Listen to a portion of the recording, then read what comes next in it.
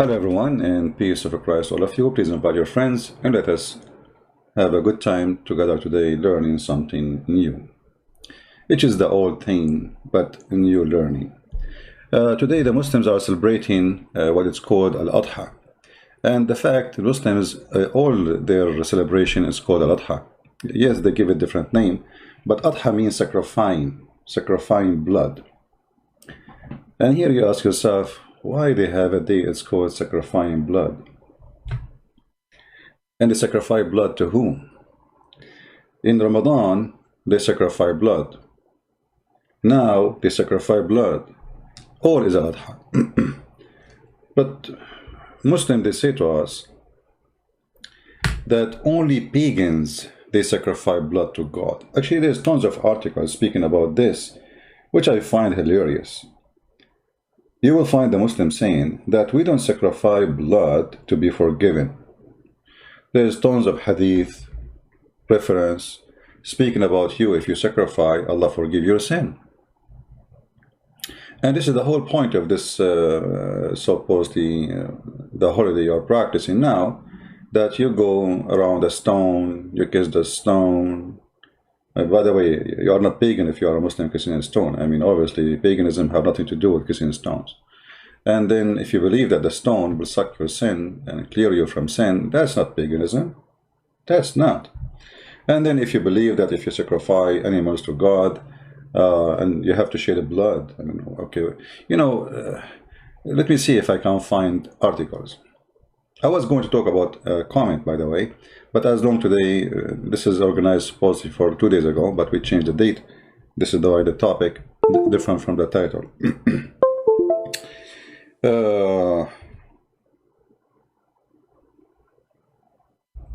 Okay, let's see. Just to show you how Muslims, they fabricate stories.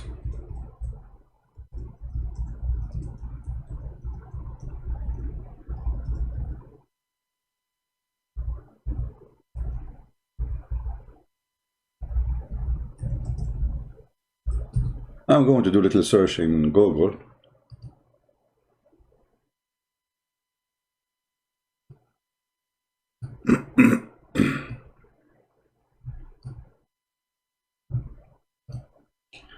And I will open the first website appear in my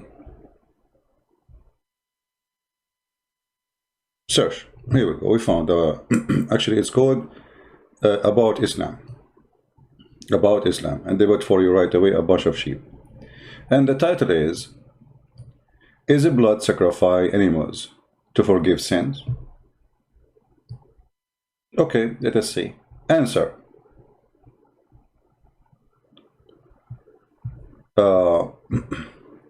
Muslims sacrifice animal to commemorate the event that happened to a Prophet Abraham, peace be upon him. Prophet Abraham submitted his will to Allah. His son did too. When he was about to slaughter, all right, his son. Okay, and then the point of the whole event is not the animal itself or its meat or blood, but rather God. Okay, so they are saying the answer no, to make it simple.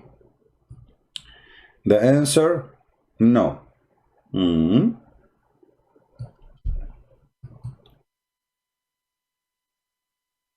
is a Muslim would agree with this? That the answer is no, it's just about Abraham. Anyone? Anyone? Who is a Muslim in the chat? Please invite your friends, you know.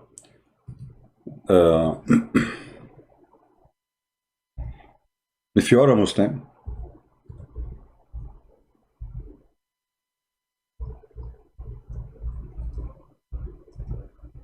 please let me know.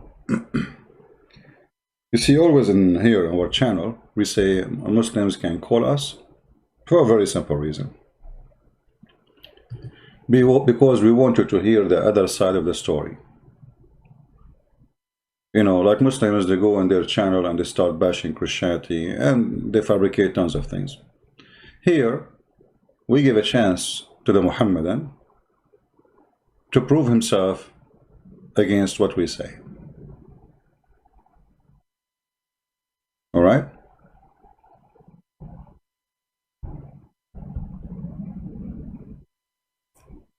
Any Muslim want to say anything?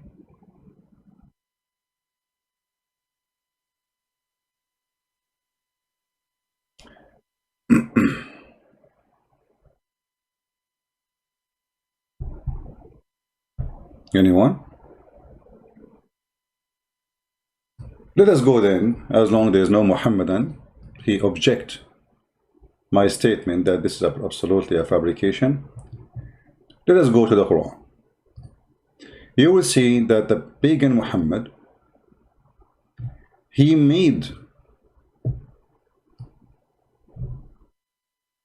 sacrificing as a way to get approval from God.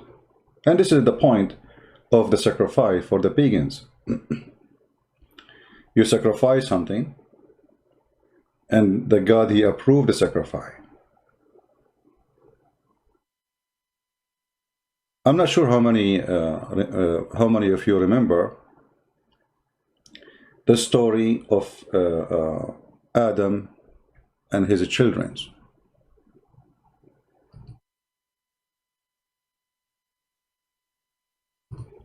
Many of those who live in Asia, where is the Muslim population, they hear the word Qurban. Qurban. But did they ask themselves, where is the word Qurban coming from? I mean, what Qurban? Qurban. Look how many times appear in the Quran.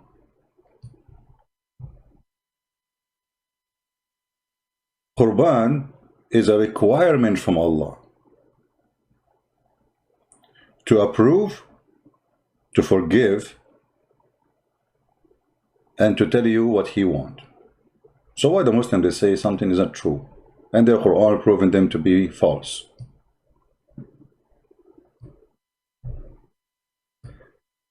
Let us read the story of Adam and his children,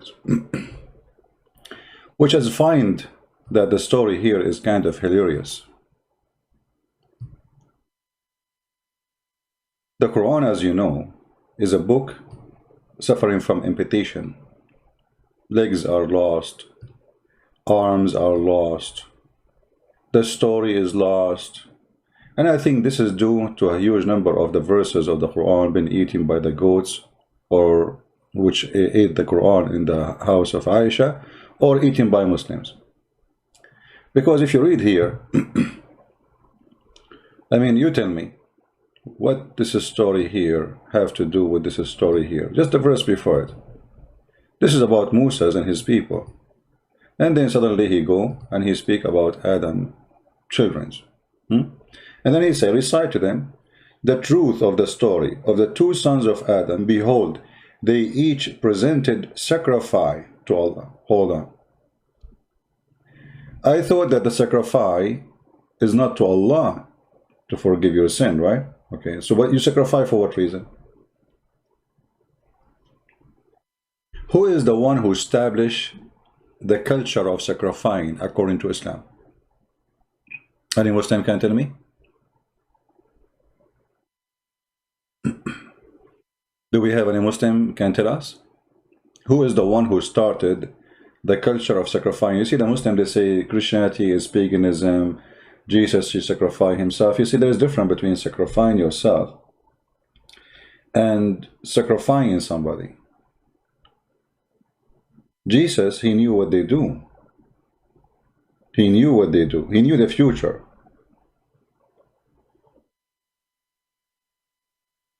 And he did not change the future. And there is many reasons for that. Christ, he showed us his love. He showed us his bravery. He showed us he's not a coward like Isa in the Quran who ran away, asked somebody else to die for him. He showed us that he will die for us. We don't need to die for him. He shows us that he is the opposite of every culture and every belief in the world, where you, as you say, You sacrifice your son to the God, but Jesus, he sacrificed himself to you.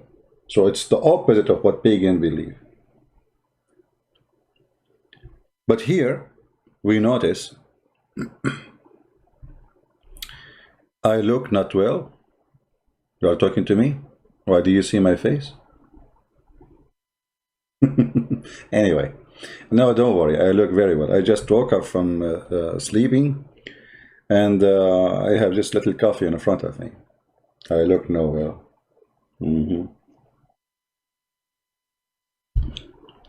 So, what is the story of the sons of Adam giving sacrifice to Allah? Who is a Muslim want to help us? Any Muslim want to help us?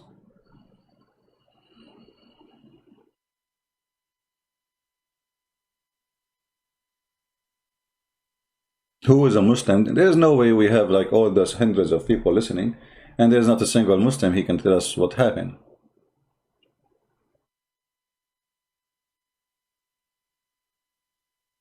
Sacrifice, he did the first sacrifice, not according to Muslim. For the Muslims, they have a story about Adam, and Allah, he told Adam to tell his children to sacrifice to their God. And the story, by the way, it's super funny. If I tell you the story, what behind sacrifice of Adam, children's, you will not believe it. According to Muslims, Eve, the wife of Adam, she gave birth to 2 daughters. She used to give birth to twin each time. And then one twin, the daughter was, she have cross eyes. Cross eyes. And Adam used to marry this twin daughter to other twin boy. Supposedly that make different. I mean, this is very silly. It's stupid, you know, this is the garbage of Muhammad. So when he gave birth to 2 twin, one boy, each time the twin is one boy, one girl, one boy, one girl. One of them, she have a cross eyes. Now, the both brothers, they don't want to marry the cross eyes women or girl. So Allah told Adam, tell each one of them to give me sacrifice. And the one who I accept sacrifice, he get the woman which was no eyes, cross eyes. True story. I mean, obviously, it's a genius, the one who come with this story.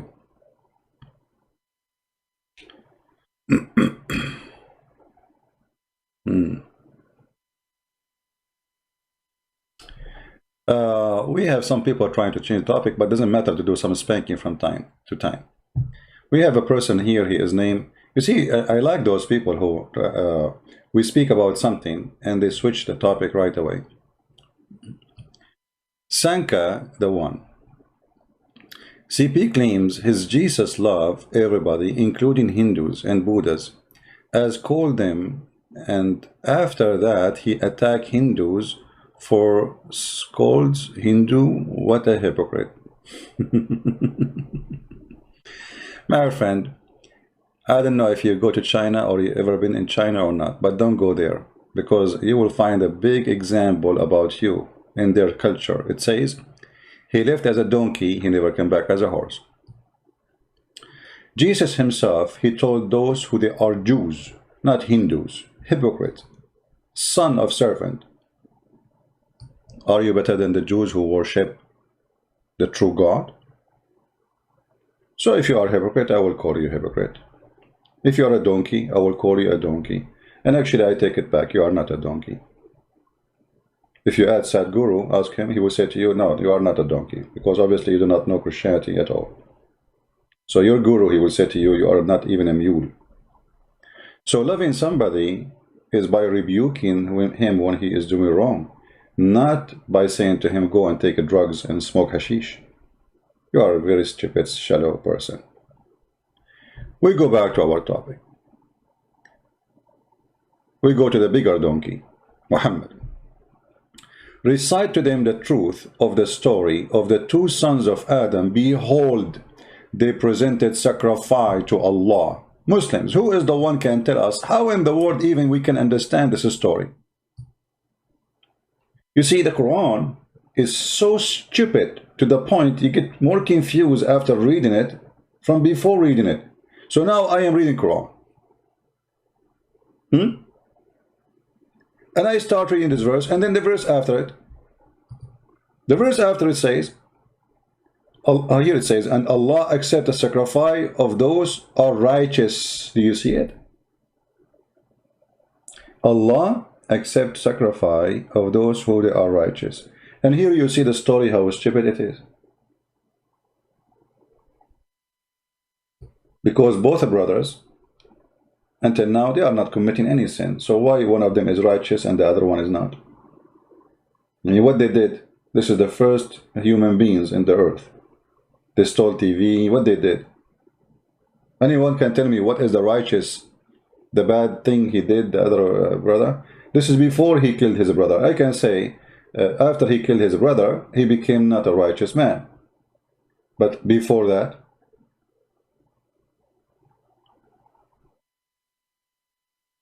same time, we go to the second verse, we find that there is no story.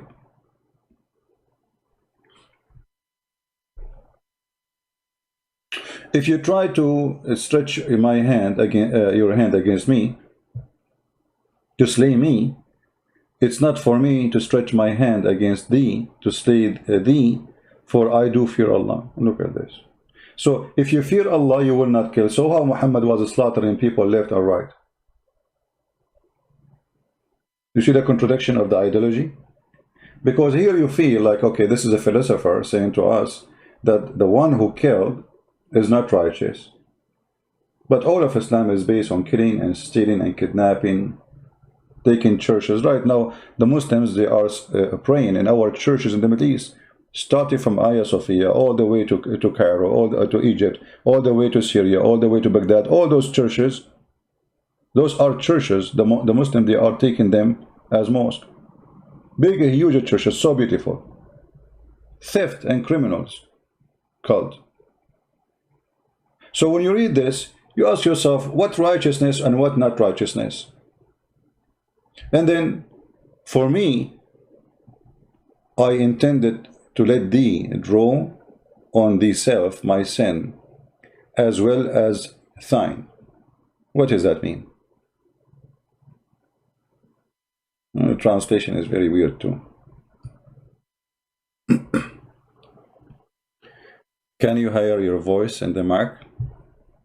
What's wrong with my... I think you need to hire your speakers. All right? Nothing changed in my mic since I bought the microphone. So I think it's from your side.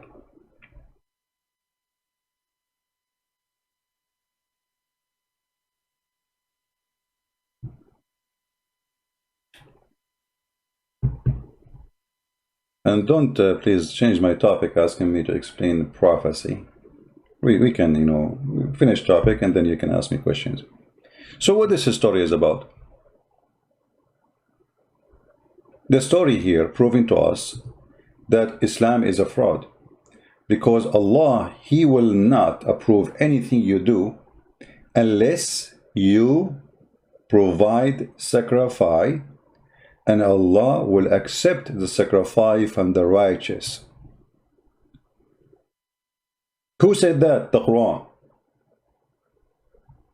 Did that happen to Muhammad? In other way, did the Arab and the Jews ask Muhammad, give sacrifice, as Allah said in the Quran? If you go right now, go to the yellow pages of Muhammad, we find them asking Muhammad to do what the Quran said. Chapter 3, verse 138. They also said, Allah took our promise not to believe in any messenger unless he showed a sacrifice consumed by fire, between two brackets, from heaven. What Muhammad said to them? He said, okay, I will do it. No. Did he do it? No. He said, say, they came to you messenger before me. There come to you messenger before me with the clear signs, and even with that you ask for. Why then did you slay them if ye speak the truth? And here you see the fraud Muhammad getting busted. He is the one who taught us that if you are a righteous man and you want to prove or receive an approval of you being righteous, you give sacrifice. So what Muhammad will lose? All what is going to take him? Sacrifice a sheep. And then the sheep will be taken by fire. If we go and read the story here about Adam children's, we will find the following.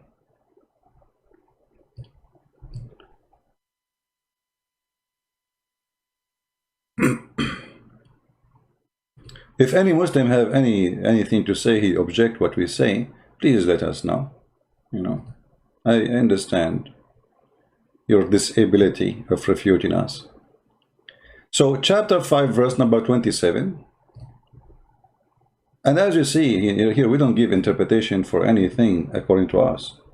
We give it as the Muslim belief in it for centuries and centuries. And here you will see that yes, there is a fire came from the sky and ate the sacrifice. Who is this fire? Any Muslim can tell us? What is fire? Fire coming from the sky to eat.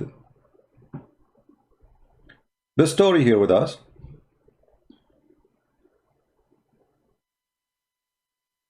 Exposing many things. Actually here the story doesn't show anything about the cross eyes. We need to read another interpretation to see what is behind the, where it says the cross eyes. So you need to search. Let us see. Maybe we can find it.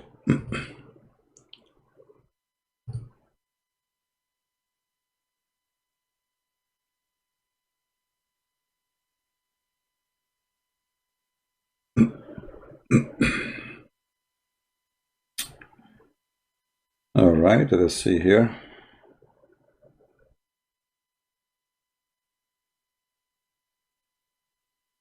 Here you see the Muslim, they try to make it nicer in the translation, but this is not the true story. It says here, Adam, read carefully with me. They also say that every pregnancy, Adam was given a twin, a male and a female.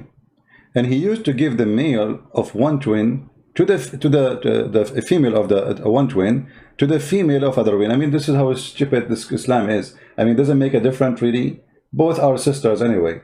I mean, look at this stupidity. Supposedly Adam is conservative, you know. I'm not going to give the sister for the same twin to have sex with her. I will give him the other twin.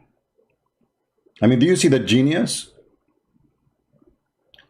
Like, supposedly now we fix it. Like, I'm not going to do that. But what? What difference is going to make? Aren't they both sisters?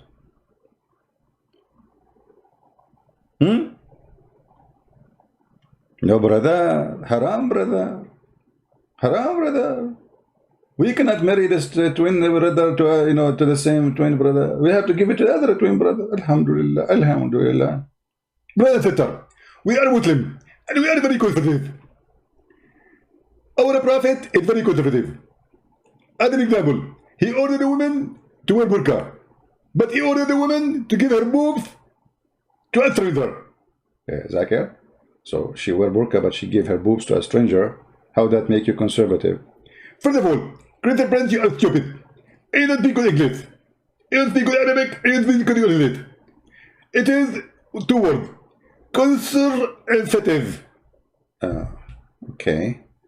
What that make it? I'm getting confused. Exactly. Allah wanted to be confused. For he is the God of confusion. Actually, the other God in the Hindu language, they call Allah Confucius. This is coming from the word confusing. Confucius is from the word confusing? Exactly. And I'm going to explain to you. Aren't you confused now? Yeah. I'm confused too. Okay. We need two more people and we can play cards. Because now we need four people confused. Any volunteer?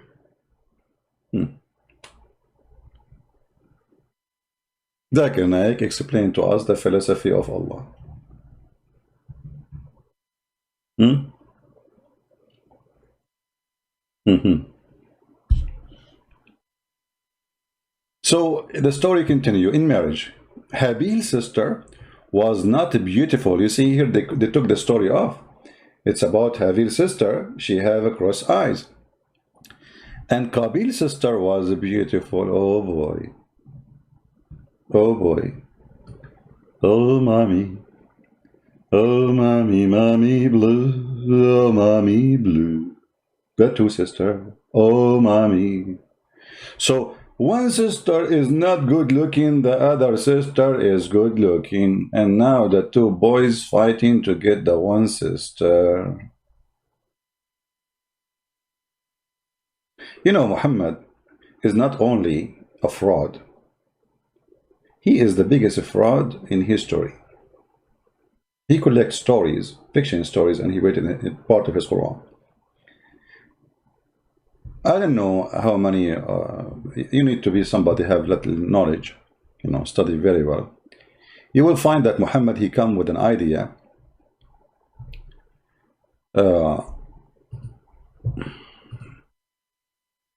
which is proving to us that he is a fraud. Let us see.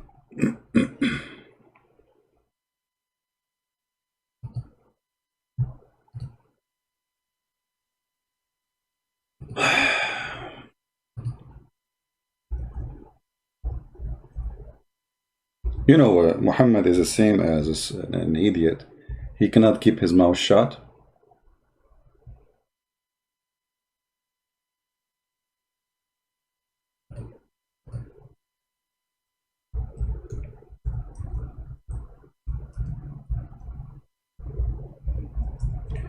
Let us find the hadith.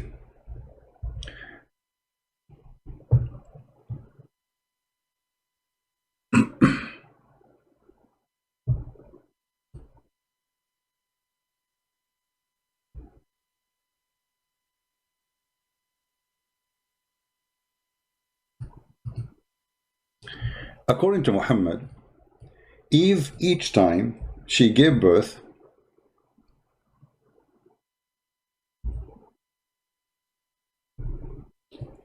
her son died. And the story I'm going to show you, it's proving to us that Muhammad is a big fraud. Comparing the story to the story in the Quran. Read carefully. The Prophet SAWSAOOOOMG Mercedes-Benz, he said, when Hawa is Eve. I mean, the translation is hilarious. I mean, they translate everything. And by the way, here they say it is da'if. They say it's da'if. But the fact it is Hasan.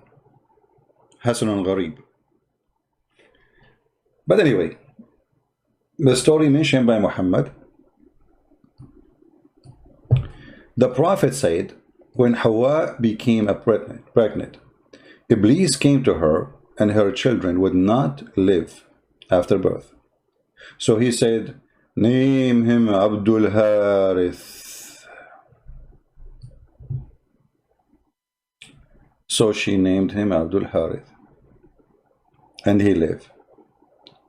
So that is among the righteous, the inspiration of Shaitan and his commands.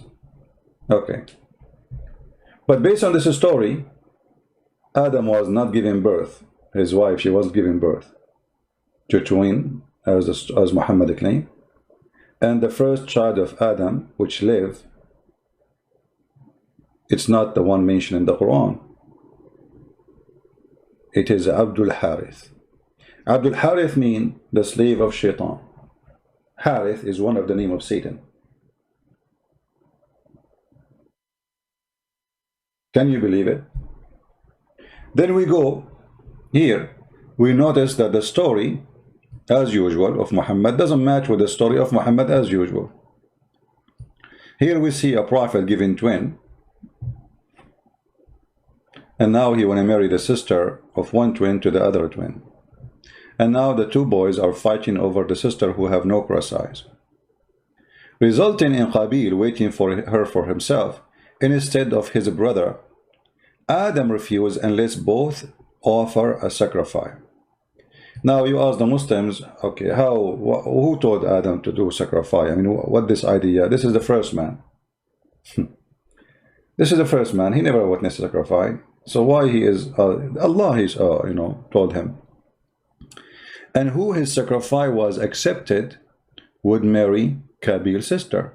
So the idea is, both of you give sacrifice, Allah will accept the sacrifice, and by accepting the sacrifice of the person, that person will marry the daughter, which have no cross eyes. And the idea of having a cross eyes with a female, I mean, this is, let us say for the sake of argument, a woman, she have a cross eyes.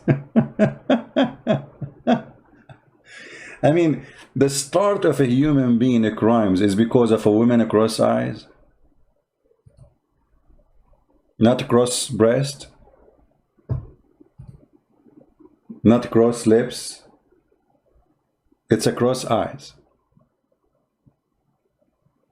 I mean, do you see the problem?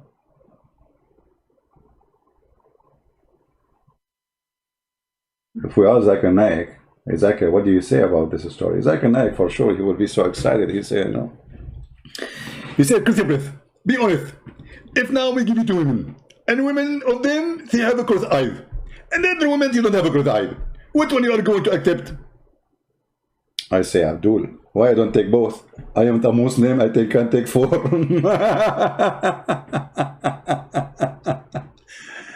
Oh boy, stupidity is amazing. Why we have only 935 people? Come on, we are talking about cross-eyes women. You see, first of all, Muslims, they say, everything happened by the plan of Allah. Everything happened by the plan of Allah. Even when you commit adultery,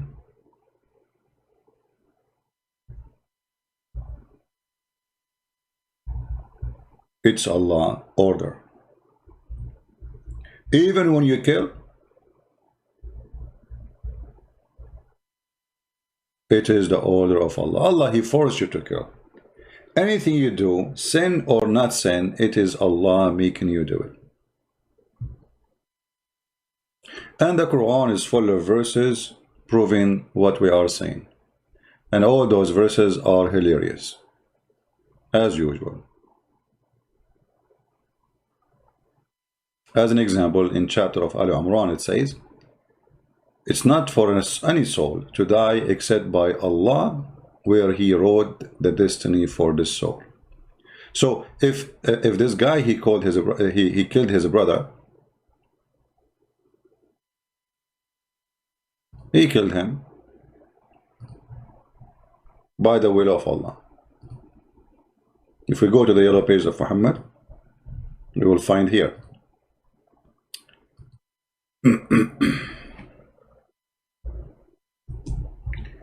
Let us find the verse.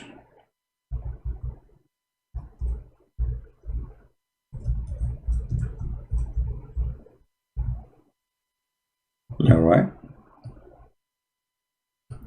Chapter 3, verse 145.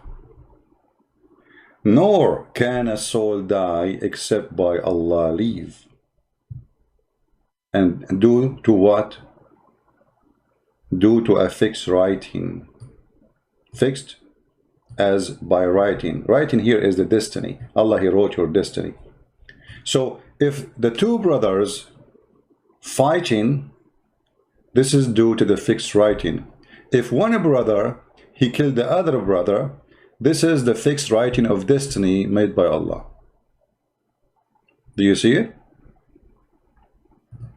Any Muslim have an objection? So here we notice that the idea of righteousness and not being righteous is stupid in Islam, because righteous is somebody have a free will.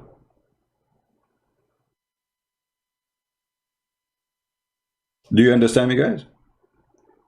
In order to be considered righteous or not, you have to be a person of a free will, and then by the free will is given to you, you do as you wish, and then we will know who is the righteous, who is not. But here, there is no righteous. Anyone kill anyone, it is the fixed writing of Allah. Anyone rape anyone, it is the fixed writing of Allah. Anyone do any crime, good or bad actually, it is by the fixed writing of Allah. Do you see it? So what the point of saying, did I say what the point? This is a word, nobody can say it as good as Zakir Naik. When a woman, she said to him, why in Islam there is no woman, she is a prophet? Zakir Naik, he right away like to use the word point. He said, the sister, she got the point. In Islam, you don't have a woman, she is the prophet. And I agree. And you got the point, sister. Yeah, you got the point. And then he explained, she cannot be a prophet because she have an ass. This is called the Islamic explanation, ass explanation. And the same goes for everything. You cannot maintain little brain with this religion. Brain and this religion, they don't work together. You see, I understand that all religion, they have to believe in things. Sometimes it's hard to explain, but this is, I mean, this is simple. This is simple. So everything is written by Allah. Everything is done by Allah. Everything, you kill me, it's by Allah. I kill you by Allah. You rape a woman by Allah. A woman, she kill her husband. This is the writing destiny by Allah. So what is the religion here? So why we are exist?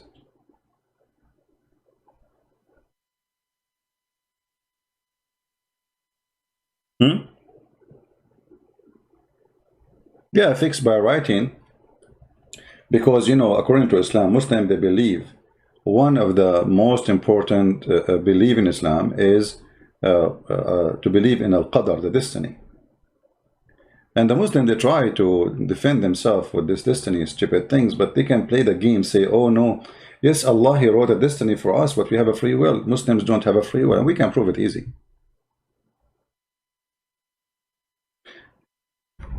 Actually, I'm going to open my Skype. Maybe we can get a fish. By the way, yesterday my modem died and then came back to life, but I'm going to replace it. I ordered a new one already. It went, I thought I'm not going to be able to come here live on air today because he have a heart attack. Suddenly, there's no signal. Okay, let us open our Skype. Only Muslim, please, can call us.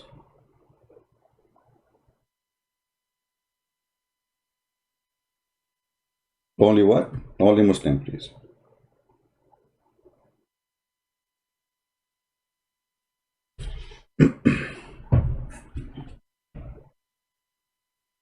All right.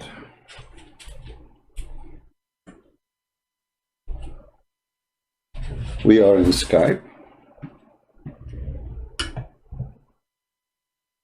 By the way, the first Skype is created by Allah. It used to be called Abdul Skype. Okay, if you are a Muslim, please just text me and I will take your call. All right? Just text me. Don't call, just text. So we don't have many people calling at the same time. So, nor can a soul die except by Allah leave. So in order for me to kill somebody, Allah have to give a permission for me to kill that soul, so the soul will die. He will give me a permission to use a knife or a gun, so that soul will die. He will give me permission to march toward this person to kill him. This is all the plan of Allah. Any Muslim? Can you explain the pen and the tablet in more details? Jasmine, this is out of the topic, but as long as there's a connection with the Qadr, Allah, He have a tablet, and he wrote in the tablet all those things, the fixed things for us, including the Quran. And this tablet is made from flour. I hope nobody will eat it.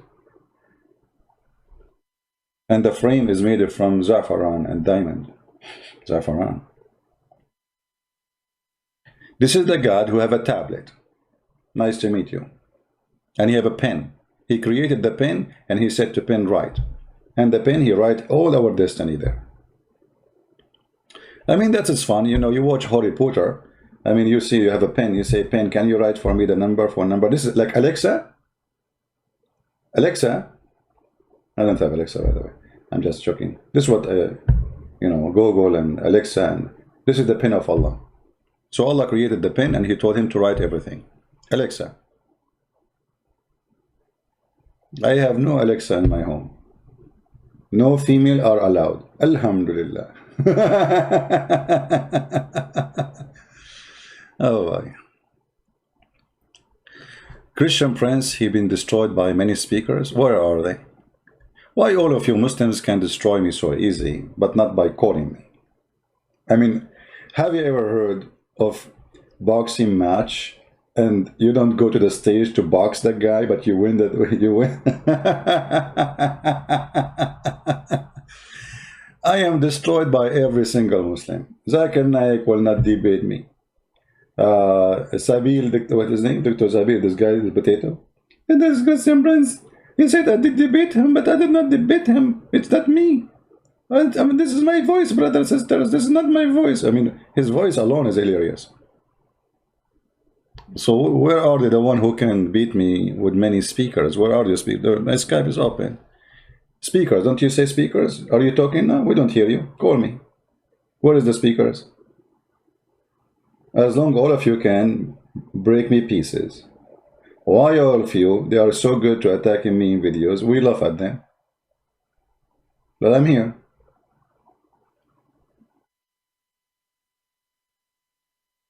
All right. Anyway, so if you go in the book of Hadith, which it is the laundry of Muhammad, all the laundry of Muhammad, his underwear, diapers, you can find it in both Hadith and Quran. But Hadith is hilarious. So if you go in the Hadith, you will see that even an infant, he died. Aisha, she thought that this infant will go to heaven because he did not reach the age of evil or doing evil. So she said, oh, this infant, this little boy, he will be, you know, a bird from the birds of paradise. Muhammad, he said to her, ho, ho, ho, ho, hey, Aisha, stupid. This is not true. It might be the otherwise. Why it might be the otherwise? He's an infant. He did not commit sin. Aisha, she said, read carefully. Aisha, the mother of the believers, said that Allah Messenger was called to lead the funeral of a prayer of a child from Ansar. So this is a Muslim child. And she said to Muhammad, Allah Messenger, there is a happiness for this child who is a bird from the birds of paradise.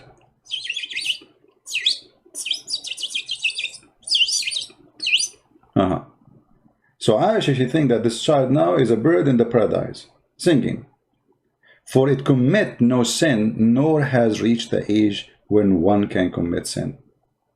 He then said, Aisha, peradventure Aisha, stupid idiot, it may the otherwise, it might be the otherwise, hello? Do you see it? It might be the otherwise. How that can be?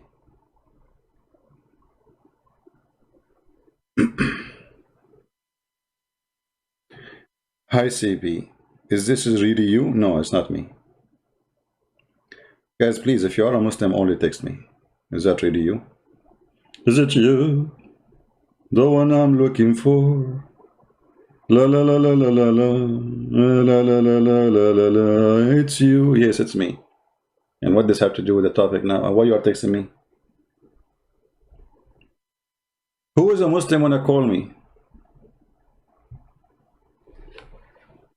How a child he did not commit sin will go to hell? Why it might be the otherwise? Isn't you Muslim? You say every child is born as a Muslim. And actually, I have to agree. I was born as a Muslim because my mom told me when I was born as a Muslim, I do not know to go to the bathroom as a Muslim. Therefore, I used to do poo-poo underneath as a Muslim. And that is the only proof you have that we are born as a Muslim. So as long every child is born as a Muslim, why this child is going to go to hell as a Muslim?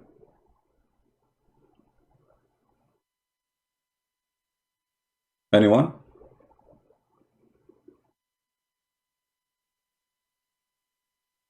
Where in the Quran Muhammad he said I am Ahmad as Isa prophecy? Guys, why you are changing my topic? What's wrong with you?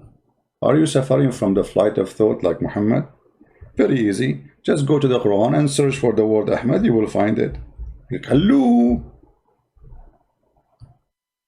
Do I need to do it for you? Chapter 61, verse number 6. Okay, go back to the topic. So, as a Muslim, so here you see that the destiny of Islam proving to us that Islam is stupid. Why? Because now the whole story of Adam children's are fabricated. Because it is destiny even to marry a woman. It is destiny when you die. It is destiny to divorce a woman. It is destiny to sleep with the women. If we go in the hadith, we will find this. Even your sin as fornication is done by destiny.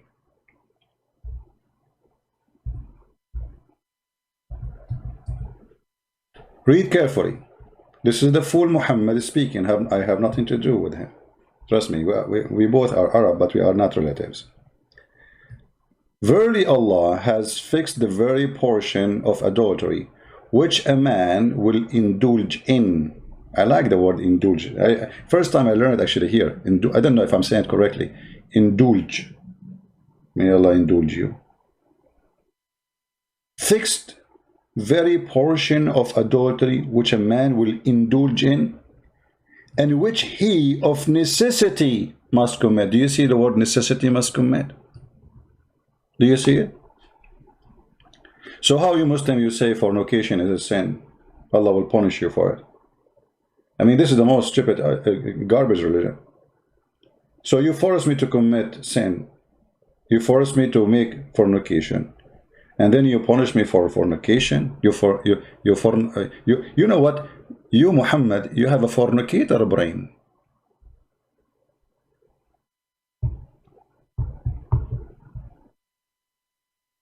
Where is the hadith where Allah says, Muhammad say that Allah says, wrote the names of the one of the women he will sleep with her? No, he did not say that. The hadith is not as you said. The hadith says it's written in her vagina the names of the one who will if her.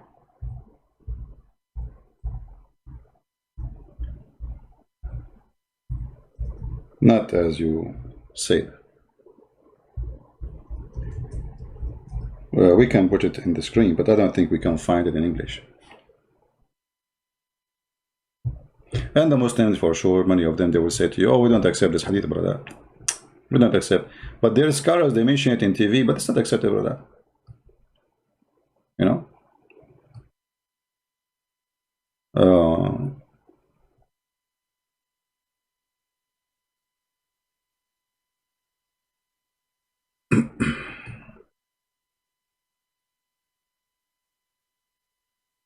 Let us see.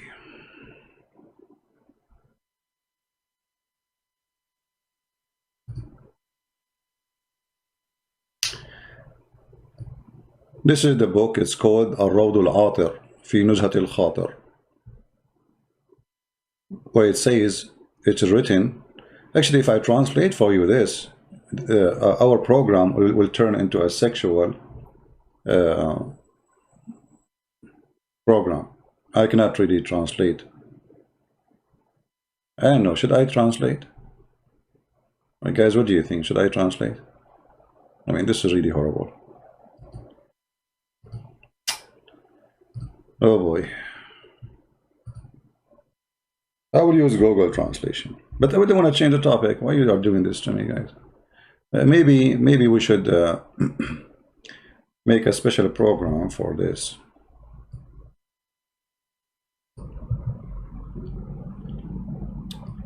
I will translate for you some. قال الشيخ الإمام العلامة الهمام سيدي محمد. Okay, so the Imam, he said, الحمد لله الذي جعل اليد الكبرى للرجل في فروج النساء. Praise be to Allah, who he made the biggest joy for men in the vagina of women.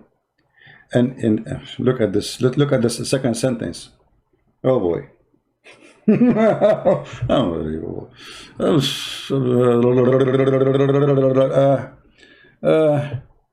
And praise be to Allah that the one who he made the biggest joy for women is in the peep of men. You know what I'm talking about, right? I'm not going to read it. And the vagina will not be comfortable unless and have peace unless that peep, enter into that peep, So, and then if they connected, the nikah happened. And the nitah happened, boom, daham, boom, boom. And a great fighting, and the two desire get so close together by the touch of the hair of the two private part.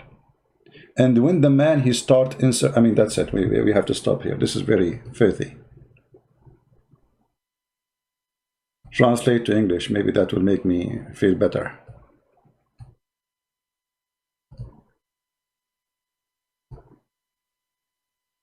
Okay, I don't know if you can see. Praise be the God, the one who made the great pleasure for the men. In the women chicken, the Google translation translate the women vagina as a chicken. And he made it for the women by air. Air in Arabic, by the way, is the penis. Air, you see, that the translation did not translate the word. So, and the air, unless inserted into the vagina. It doesn't change the topic. That's going out of control. All right. Thank you, Mohammedans. So anyway, the hadith is there, and Muslims, they try to say this is not true, and but they teach it in their schools and they preach it, but it's embarrassing. So they have to get rid of it. All right. Let us go back to the topic because this is going out of control, out of hand. Oh boy. Oh, mommy. Oh, mommy, mommy blue. Oh, mommy blue. Let us get the spray, like when somebody, those in the movie, they smoke or take a drugs or do something, they have a spray. Like, where is the spray? Where is the spray? We said nothing. We said nothing. We need a spray. We need a spray for this. It's so filthy, this cult, to the point you need a lot of spray. Now, we go back to the topic. Destiny. It is destiny to make sacrifice. It is destiny to be a Muslim. It is destiny to be a Christian. It is destiny to be a fornicator. It is destiny to be a killer. It is destiny to be a thief. So why we punish for anything we do if it's all destiny?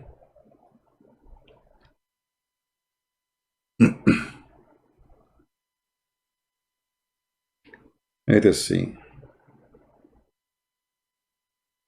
Oh, a Muslim is texting me and saying to me, "Are you ready to be a Muslim?" Okay, I'm ready. He will make me a Muslim, guys. We have a fish.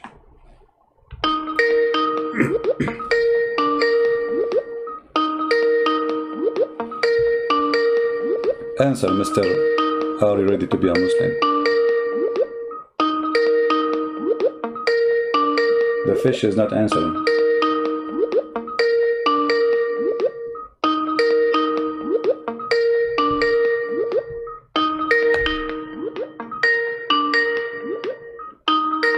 He's not answering. Coward. Are you ready to be a Muslim?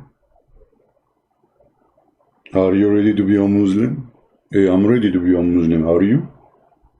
Potato.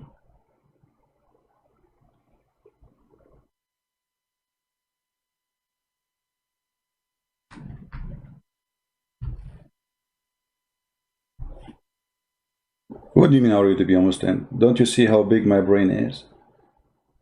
How I'm going to shrink it? It's impossible.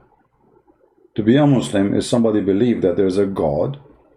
He made me and he forced me to do things, including fornication. And then this God is questioning me, why you did fornication? I say, Allah, you made me do fornication. Allah will say, yes, I made you do fornication. Do you have to obey me? Or Allah, it says that there's nobody can change that. It is the will of Allah. Nobody can change it. I don't care. You should try to change it. I made you fornicate. Yeah. I am the God of fornication. My name is Allah.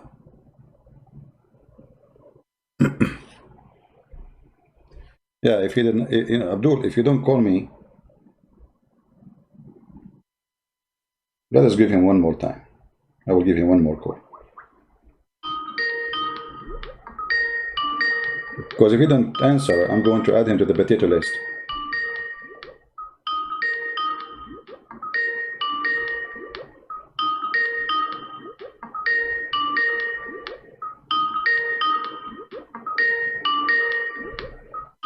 Okay, we add you to the potato list. Forget. I have potato list, black people, potato. That's it.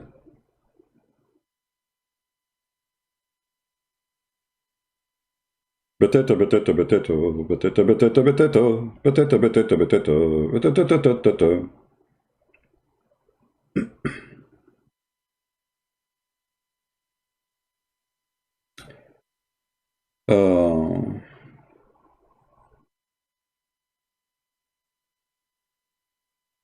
If you have a question, don't send me a question in Skype. Send me your question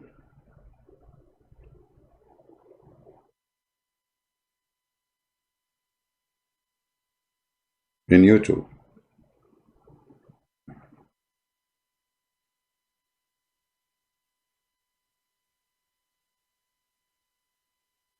Any Mohammedan.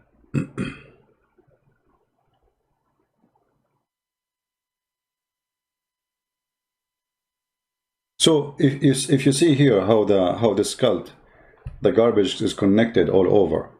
In one hand, Allah will make you commit adultery. In the other hand, Allah will punish you for your adultery, which is very funny. In one hand, Allah, He will reward righteous by adultery.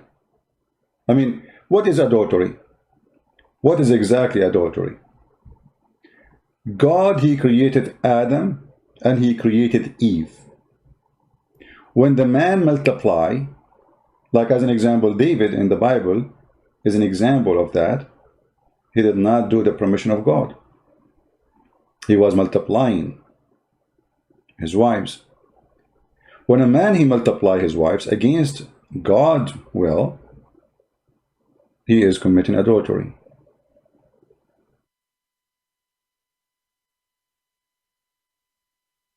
God created Adam and one Eve. So how does religion end? With many Eves. To the point you will have tens of thousands of them in the heaven of Allah. Women you never met. So, as you see from the book we were reading, very filthy, things turn into sexual, like those, there's some movies about Kama Sutra, Kama Sutra. The Quran is a Kama Sutra religion. Sexual pleasure, food in the belly, wine in the hand. And boys around you, they are naked and they are white like pearls. And a penis will never go sleep.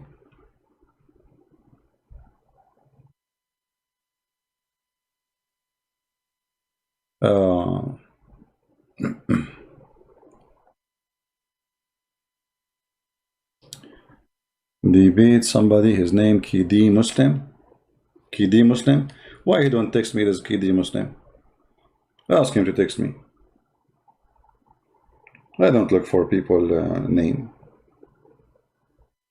But let me try to find him. Just for you. Because we are desperate looking for a fish.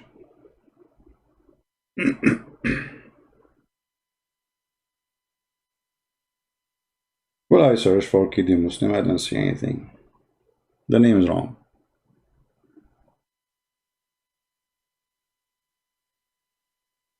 I have it correct in front of me in the screen. Kidi Muslim. I see nothing. Let him text me, my friend. All Muslims are hero, but they don't want to prove it. I'm here, I'm live, my Skype is open. There's no need for a drama.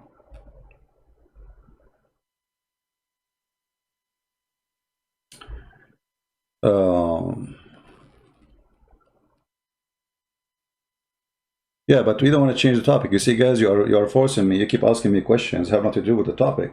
So how we will finish the topic? Our topic is what we are celebrating today as Muslims. Alhamdulillah, I'm a Muslim, you know, and I praise Allah every day, as you notice. I believe Muhammad is a true prophet. And the proof that Muhammad is a true prophet, he used to have sex with all his wives, one after one, without even washing. Alhamdulillah. Brother, if he is not a prophet, how he can do that? Even those stories, which I find hilarious and stupid, proving to us that Islam is based in sexuality and nothing but a fraud. Those people, they became obsessed with sex to the point to believe in a man, he have to be sexually powerful. In fact, Muhammad, he cannot have sex. And all those stories are cover up. You know, when somebody, he is doing something the opposite, so he created a story like, you know, a guy, let us say a guy, he's a coward. He want to tell a woman how brave he is, but he knew he's a coward. Once I was walking down street and there's like 10 guys came to attack me. And like, oh, okay. But reality is different. This is Muhammad. Muhammad, he cannot have sex. And the Quran and the Hadith proving to us. People in the Quran, they accuse him that he's cut off, which means his penis is not functioning. And the Quran and the Hadith proving to us that Muhammad, he was imagining himself having sex, but he never did. Do you see it? The Muslim, they claim magic for that. They say, the Prophet Aisha, she said, the Prophet continued for such and such period, imagining that he had sex. In fact, he did not. So all this period, Aisha, she was sitting in her bed waiting for the sexual predator, Muhammad. He never come. He was in the other bed, imagining he have sex. Do you see it? Do you see it, my friend? If you remember the other hadith, where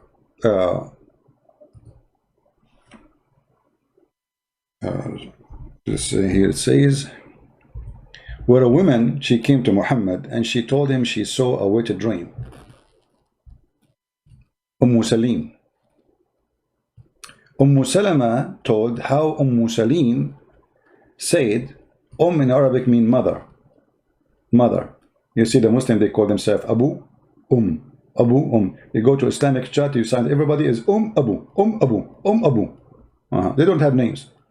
So the mother of Salim said, O Messenger of God, Allah, God is not ashamed of the truth. This is the truth now. What is the truth? If is any washing necessarily for a woman when she has sexual dream? I mean, look at the decent woman. Allah is not ashamed.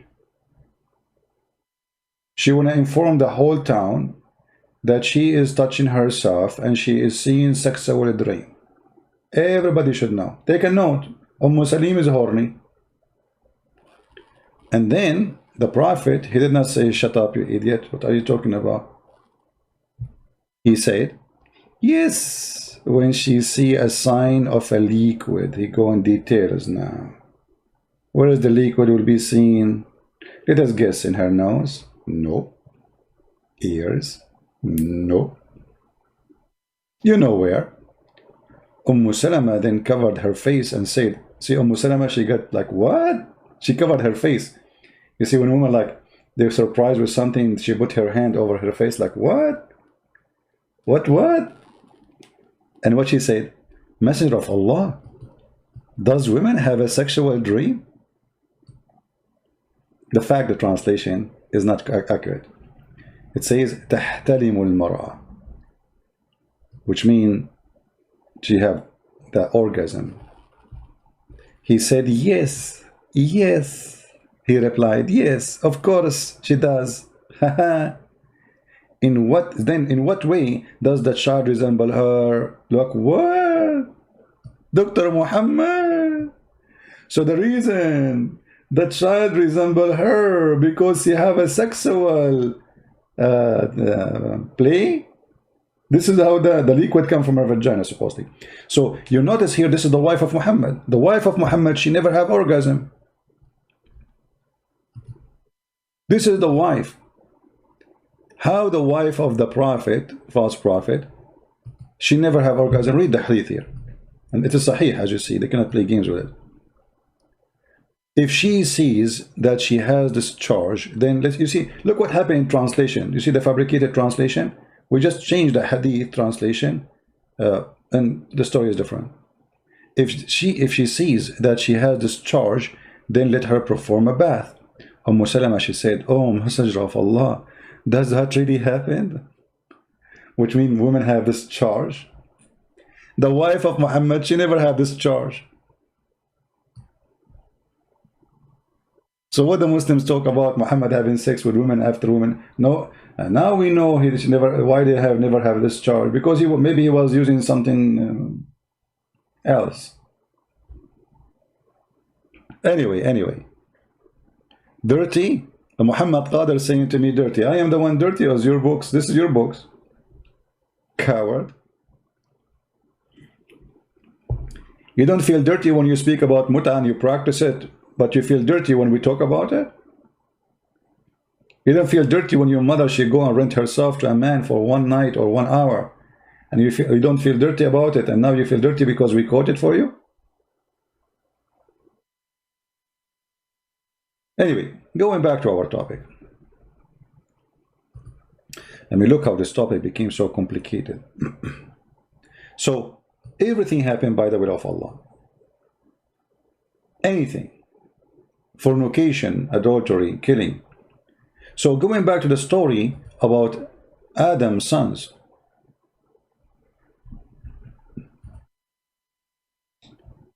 The sons of Adam,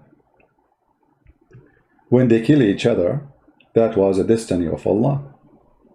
And here you see the Quran showing the stupidity of the author of the Quran. Because it says, Allah accepts sacrifice only from those who they are righteous. But who is the one who made them righteous or not righteous? Allah. So how you can call them righteous if you are the one? You see, if I am forcing you to be guilty, how you can be a person who is not righteous? You know what I mean? Same time, Allah established the concept of sacrifice to approve anyone. So why Muhammad did not do as they asked him to do, as the Quran say? They said, Allah took our promise not to believe in any messenger unless he showed us a sacrifice consumed by fire. And this is exactly what happened according to Muhammad. When the sacrifice was given by the children of Adam, Allah, he sent fire from heaven, and the fire ate the sacrifice. How come Muhammad, he established a rule? Allah, he established a rule that anyone you want to see if I approve him or not, he have to give a sacrifice, and then I will send a fire from heaven. Read carefully. This is Tafsir al-Jalalain, and this is the Quran, chapter 5, verse number 27. And recite to them, Muhammad. And here, by the way, the word recite, it's very stupid. Why? Because watli alayhim, recite for them the story of Adam. That's mean Muhammad, he knew the story, he knew the verse from before, but he just received it. Because you don't say the word recite, and you see even the Muslims saying the word recite in the translation. You don't say to somebody recite if something he never heard of yet. Recitation have to be from the memory of something already you know. So how you say to him recite? The guy, he just heard the story from you. So the story continue here saying, to them, to your people, the story of and the tale of the two sons of Adam and Abel and Cain, truthfully, بالحق, which means by the truth. So here the story continue and says each of them have an offer, how that each offered a sacrifice to God, to Allah, which is in Abel's case was a ram, and in the case of Cain it was a green crops, and it was accepted from the one of them, namely Abel, when fire came down from heaven and consumed the offering.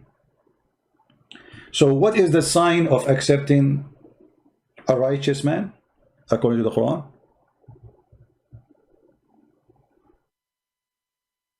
You make an offering.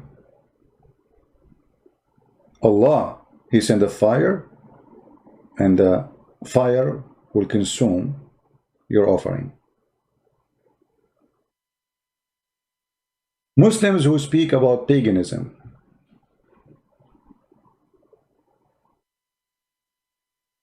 who have a comment?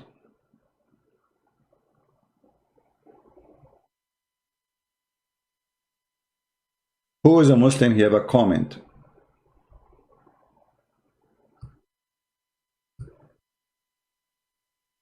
Qurban.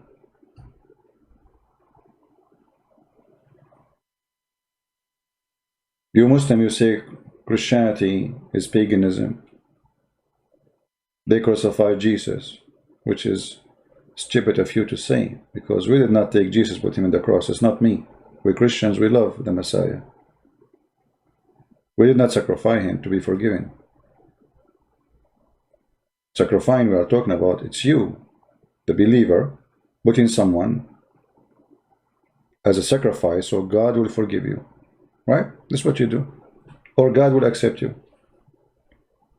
For us, the Jews arrested Jesus, by, for sure the Roman, by the order of the Jews. And they took him to court. And in the court, they prove him no guilt on him. Yet still they want to crucify him.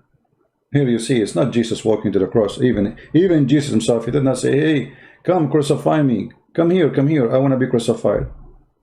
So they change the details of the story and the meaning of the story to make it look something else.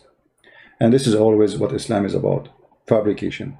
Here we see that the first one who established sacrificing of a blood is Allah.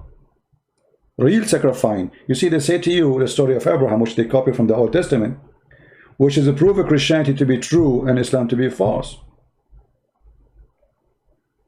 And we will go to that verse right after this one.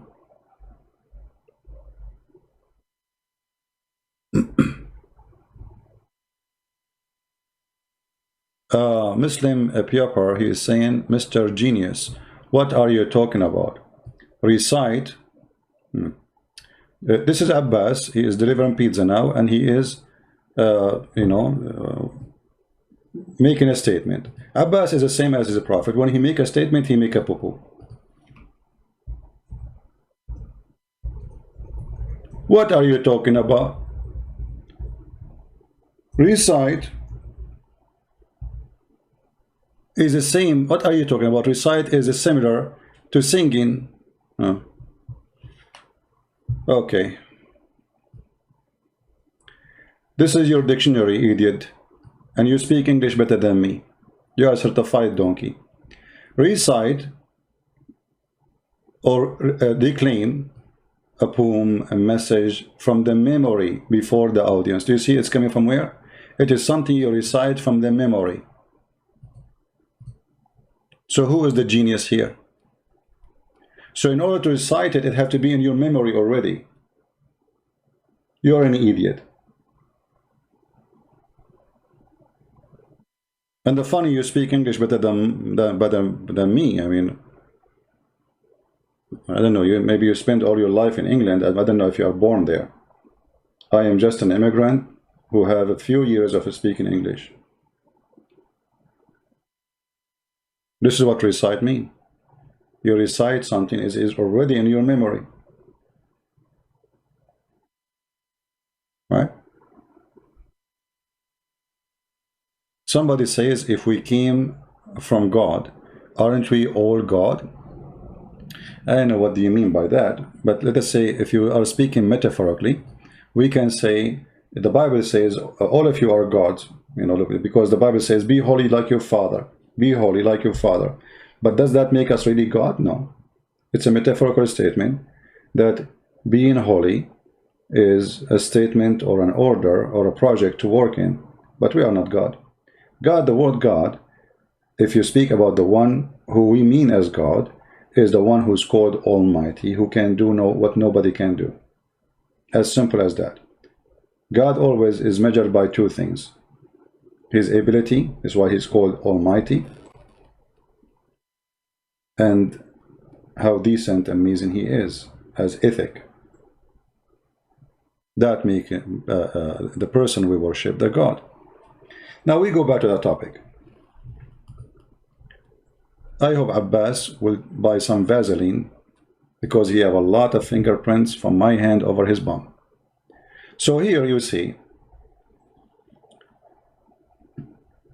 they said to him, it's also, they said, Allah took up our promise not to believe in any messenger unless he showed us a sacrifice consumed by fire. You see, the verse here does not say, oh no, this is not true. This is not true. No. Look what he said. Say, this is the answer now. Muhammad having a debate now.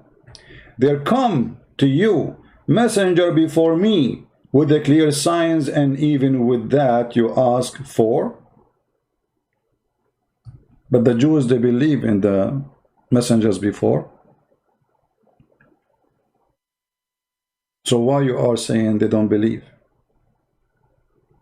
And as long Allah is the one who set the righteous rule, who is righteous, who is accepted by Allah, as we showed you in the other verse, why you don't practice what you set as rule? The one who Allah accepts his sacrifice is the one who Allah he approves. So all what they're asking you for, show us that you are approved by Allah. All what you need to do, bring a goat.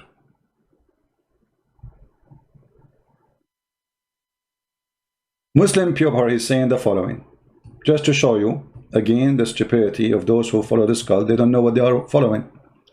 Sacrificing animals is a symbolic and show our sincerity to Allah. It is requires effort and costs money, and for that Allah reward us. Okay, hold on, guys. Did you see what Abbas he just said? Anyone notice the stupid statement he just made? Sacrificing animal is symbolic and show our sincerity.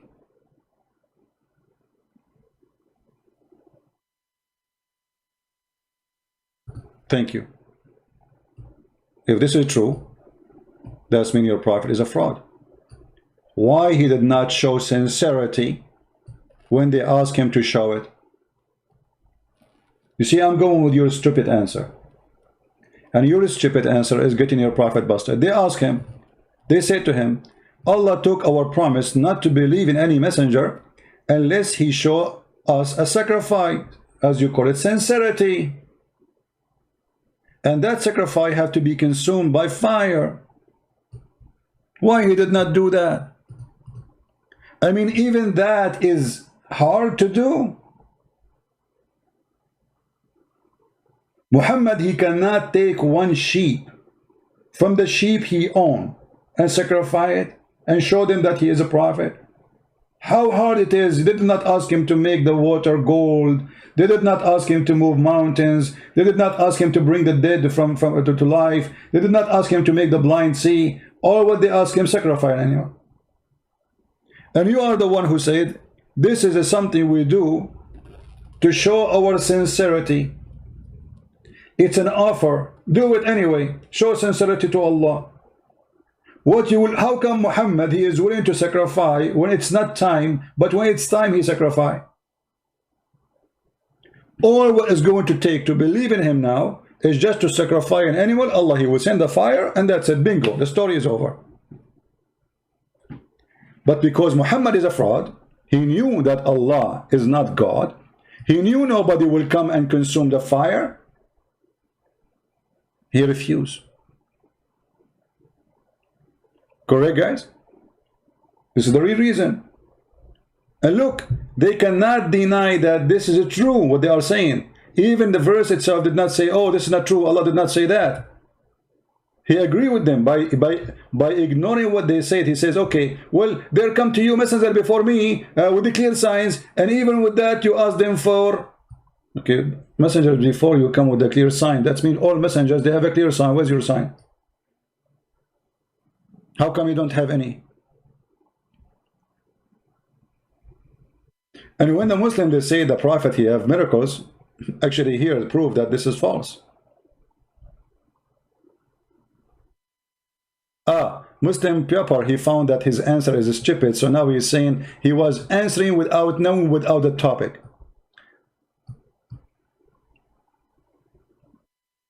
Muslim Pepper Abbas, he's trying to fix it, and now I mean, those people are really weird. He tried to fix it now, so look what he said. I don't know the context. I joined just 5 minutes ago. So you are saying to me you are officially a stupid who answer without knowing even what the question or the topic. Idiot. The only person I am feeling sorry for is your wife, who have to live with such a person like you 24 hours a day. For me, it's just a chat. I close and you're gone. But imagine what happened to this poor woman. I bet you your wife, she have a sign in her house that says he lived as a donkey, never came back as a horse. So you are answering me without knowing what I'm talking about. And now you noted that you are a donkey. So you're saying, oh, I don't know what the context of the question. That make it even more horrible.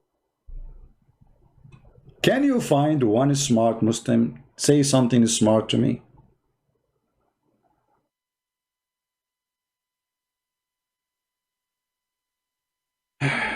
If you want to call me, you have to be a Muslim.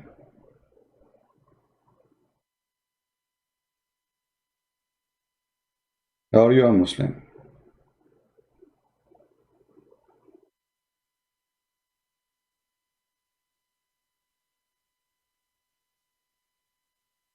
We have somebody saying, can I call? Let us ask him, are you a Muslim?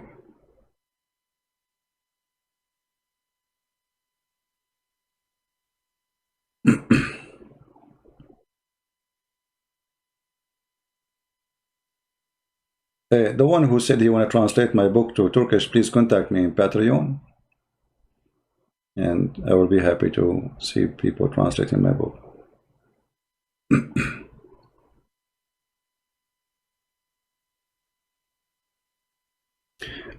Here we have a person, his name is Mimi. He is saying the prophet only, like he's explained why the prophet did not sacrifice. He said, the prophet only obey Allah, not people. That's false. First, Muhammad, he obeyed Khadija. Muhammad who obey all people. Even he changed Islam just for the sake of people to accept him. And the top of that, you idiot. It is Allah who made such an order that if anyone is righteous, he have to give sacrifice to approve him. Don't you read? Don't you know how to read? This is your Quran. He obey Allah. Thank you very much. Why don't he obey Allah then? Allah said, present to me sacrifice, and the one I accept the sacrifice from him, that is the righteous one. So as long Muhammad, he obey only Allah. Well, Allah, he said that. Make an offer. And the same happened to Abraham. In the story, no sound.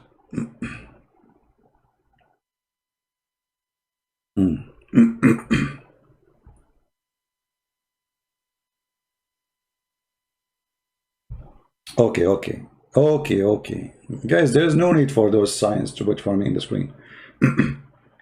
There's no need to put those signs in the screen. We notice, we see. Stop doing that.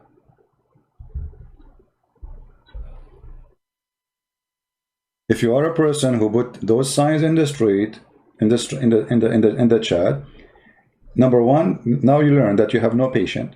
Number two, you are not thinking because you think you are the only one who notice.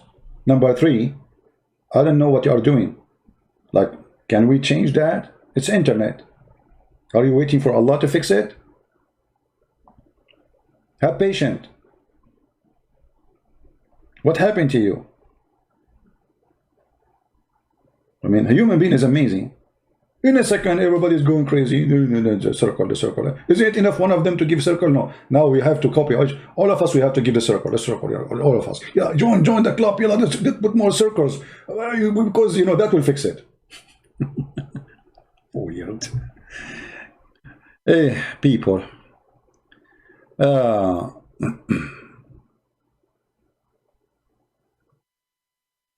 Mimi Hijab, the boy is your prophet, and the one who is hiding is Mimi Hijab. I am the one who call him the son of Muta. He is the one who hang up on me, and go watch it. Boy, little boy. And who told you that if Muhammad is pet, that will make him God? Boy. Tell your little boy, son of Muta, to be brave and to call me. I am the one who call him. He did not even allow me to speak for 3 minutes. I am the one who called. The coward, he said to the Muslims he would debate me, but he never did. Son of Muta, like he's a prophet. Boy. Actually, he's not even a boy. The guy with the pink t-shirt, I cannot call him a boy. He is a lady boy. Pink t-shirt, and he is an Arab or Middle Eastern. Go in the Middle East, ask anyone who is the one in the Middle East wear pink t-shirt. You will find the answer. The pinky boy. Now we go back to our topic. All of them, by the way, they are heroes, but none of them dare to debate me. Cowards. When this guy, he said that a Muslim he would debate me, he brought 7 people to his room. 7 people are with him. And they did editing for a video, and all of us, we got them busted with that recording. It was nothing but a fabrication. Liars, darling. This is an act of a boy who is terrified. He don't want to debate me. Play this part. Mute him. Hang up on him. Coward, son of Muta. Now, Allah took our promise not to believe in the messenger unless he showed us a sacrifice. If we go into the story of the story of Abraham, we will find Muhammad is getting busted again. So they cannot say they are following Abraham when they practice today as called Eid al-Adha. Because they sacrifice Adha not only in this day, even in Ramadan. Ramadan is Adha too. Actually, in the month of Ramadan, they sacrifice way more animals than this month. Look at this.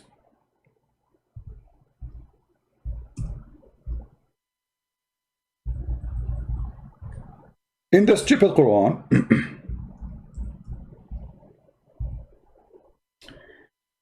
it says the following in chapter 37, verse 107. Muhammad, who claimed to be Abrahamic, but yet he cannot practice what Abraham practiced. They ask him in official challenge to do what Abraham did. Not to sacrifice his son. Muhammad don't have children, but to sacrifice a sheep. For the story of sacrificing of Abraham, making it so clear that when Abraham he wanted to sacrifice his son, Allah replaced the sacrifice of Abraham with a mighty sacrifice. Even in Arabic it says بِذَبْحٍ عَظِيمٍ وَفَدَيْنَاهُ بِذَبْحٍ عَظِيمٍ. We sacrifice him with a great, tremendous ransom. Here you ask the Muslim, or the Muslim they will ask you, when Jesus sacrificed himself, he sacrificed himself to who? God sacrificed himself to God?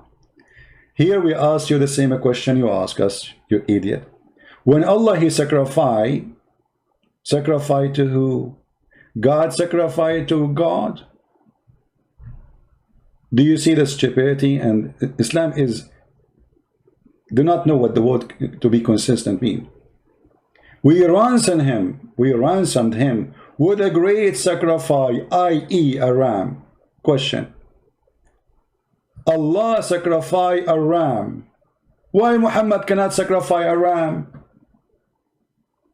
Are you better than Allah? This is number one. Number two, Allah sacrifice a ram to who? You Muslim, you say Christians, if Jesus sacrificed himself, how God sacrificed himself to God? First of all, we don't believe that Jesus sacrificed himself to God. You're an idiot. Jesus sacrificed himself for us. Idiot. But here, you need to explain to me why Allah, he sent a ram from heaven. And this ram is called Azim, one of the names of Allah. Azim is one of the names of Allah.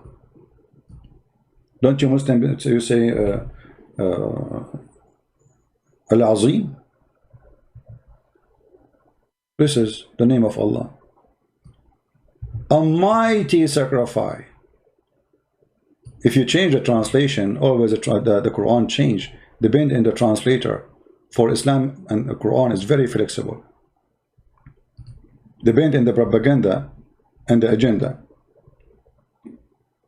Mighty sacrifice. Why? He is God? How the sacrifice is mighty? It's a ram anyway. So here you notice that Quran approve that Muhammad is a fraud.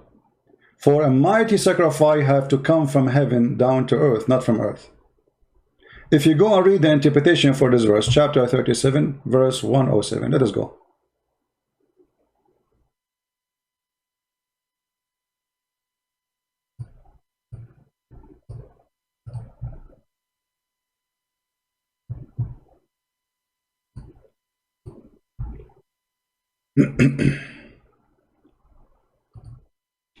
Do you see how easy to get Islam busted? The stupid cult of Muhammad.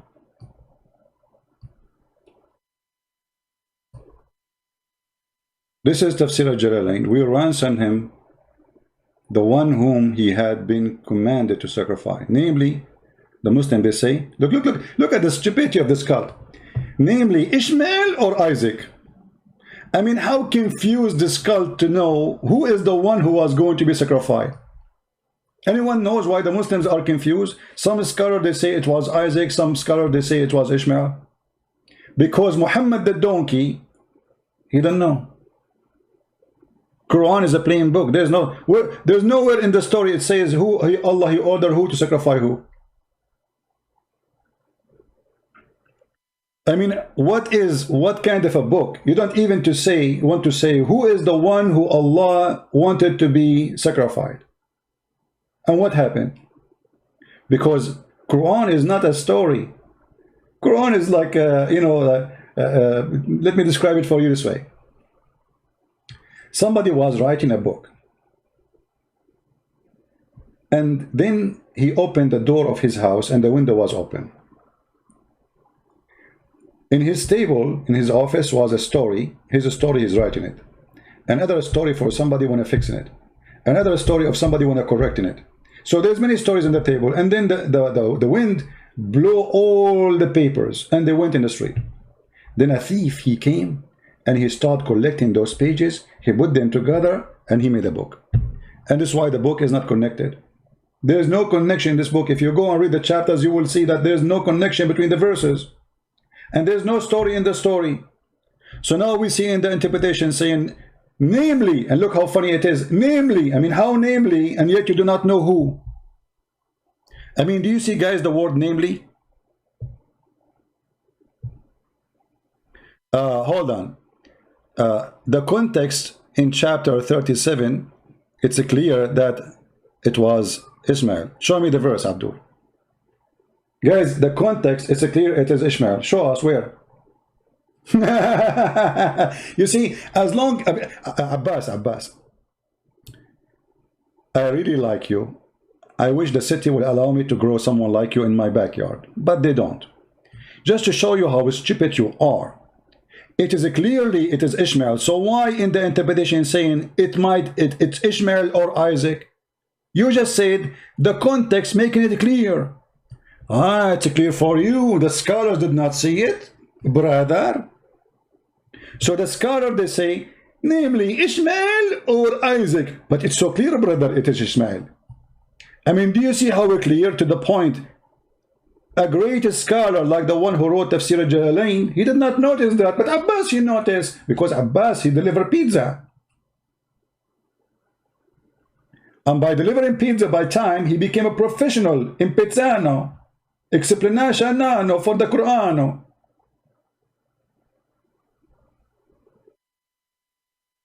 I mean, how many times a day I have to say stupidity is amazing?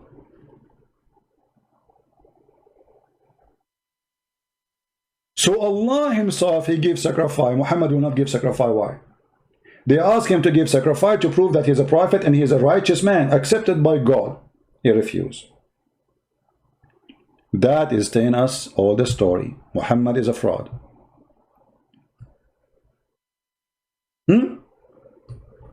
Why Muhammad did not get excited? Okay, say, okay, I'm going to give you sacrifice, so what a big deal? Huh? The same as Adam did, his children. The same as Abraham did, I will do the same. I'm a righteous man, I will do it, and Allah will send the fire as he said, for Allah put the conditions.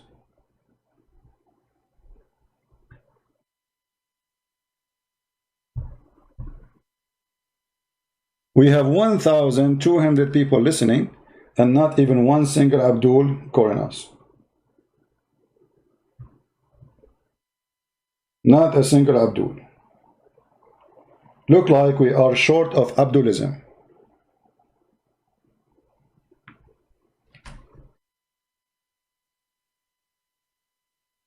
Abdulism, the most stupid cult. They copy stories from others and they cannot maintain the stories. But if we go here, going back to the story of Abraham, as long Muslims today they're celebrating, but they claim that Abraham celebration, which is very funny. And guys, imagine, they celebrate this day after going around the Kaaba.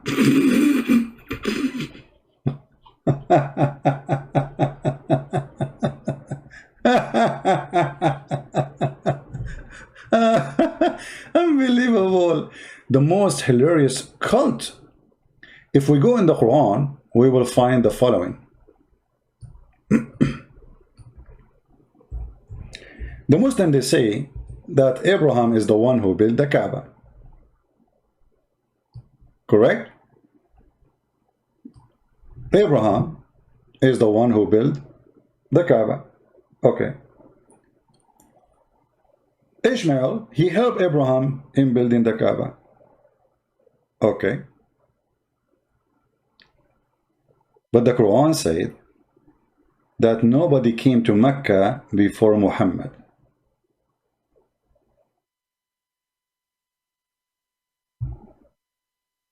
Is that true? Mohammedan.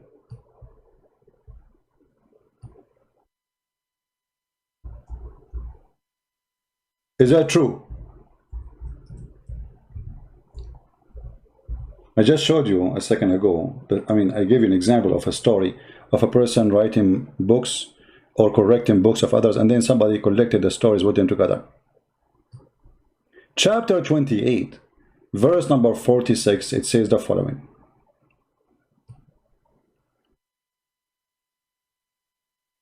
By the way, let us change the translation. Hold on.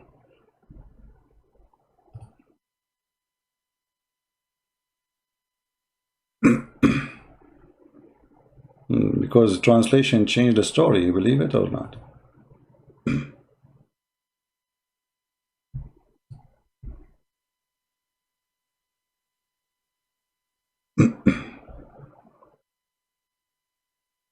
Any story when reading the Quran, you need to go and see all the translations, because you will see the translation change from place to place.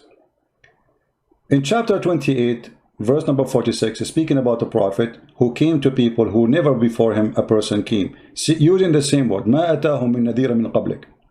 And then in chapter 32, it says the same statement. Chapter 34, it says the same statement. Chapter 43, 23, it says the same statement. What that statement mean? Let us take a look. I mean, why the Quran keeps saying the same thing?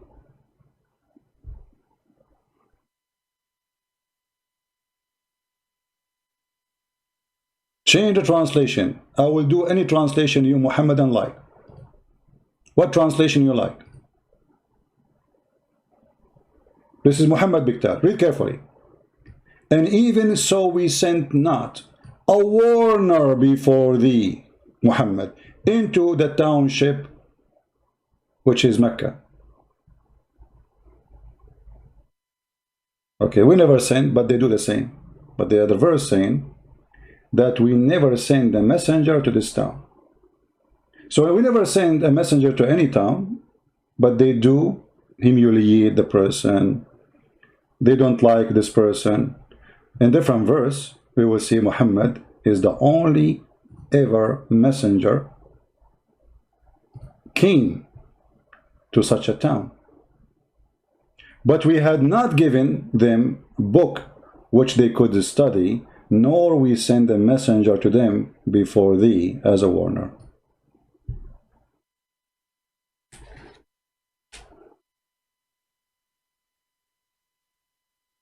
My friend, if you are a Muslim only, you can call me. Don't call me.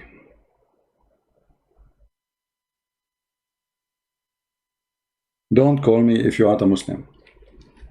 You know what? Maybe Christian Prince, you don't understand the verse. So let's see the interpretation.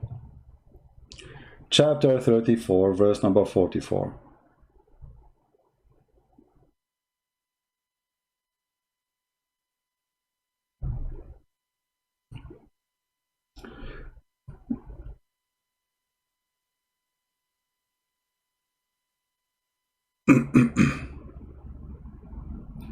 Let us close some browsers. We have too many.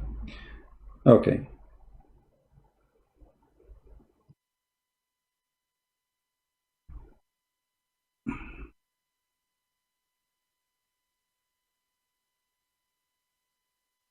Okay.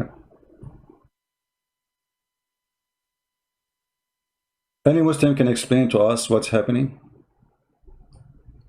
How we send no warner before you to them?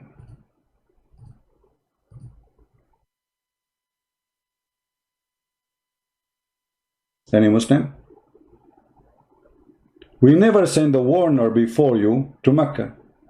So all the story that Abraham is the one who built the Kaaba, Abraham who established the, actually even the Muslim, they have different story about the Hajj. They say that Adam, he did 40 Hajj. Maybe you not know. Adam, he was landed in Sri Lanka according to Muslims. And this is to prove the roots of Islam. The root of Islam is Indian, Hindu roots. Every Muslim agree that Adam, he landed in India, specifically in Sri Lanka. And then how he went from Sri Lanka all the way to Mecca, nobody can, don't ask me. Because as you know, he have to cross the sea. This is the first man. He don't even have a donkey yet. He have to cross the sea. And then he go for thousands of kilometers. And he did Hajj 40 times to Mecca. And there was 40,000 angels waiting for Adam in the way to Mecca, or in the front of Mecca. And here you see that Mecca confirming that never receive a warner, neither Ishmael, neither Isaac, neither Abraham, neither any. So how Muhammad claimed that Abraham is the one who built the Kaaba, as the Quran says? Any Muslim?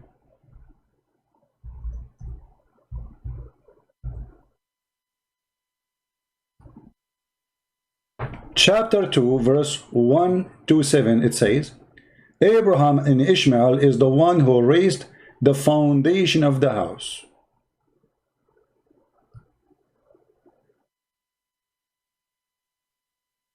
Do you see it? It's a clear contradiction. Abraham was there, Ishmael was there, and for Muslims, by the way, Ishmael is a prophet. So we have two prophets. So why the other verse saying nobody came to them before you, Muhammad?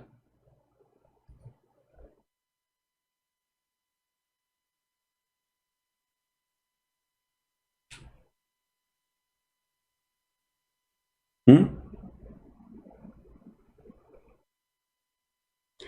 If you go right now, let me show you. If we search in Prophet Google, peace upon him.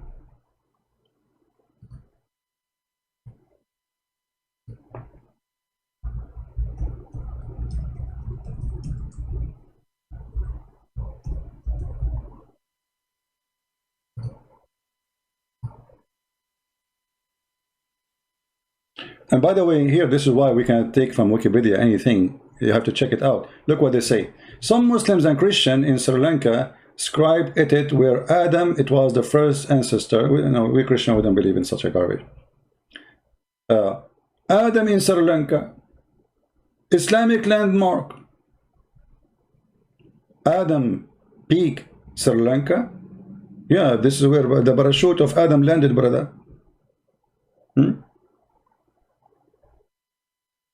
The Muslims are so confused. And even they have a footprint.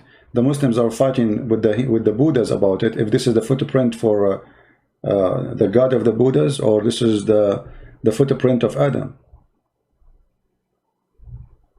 You know. By the way, I noticed somehow that Adam is from Sri Lanka. I noticed. I don't know. I mean, I have a feeling that he is from there.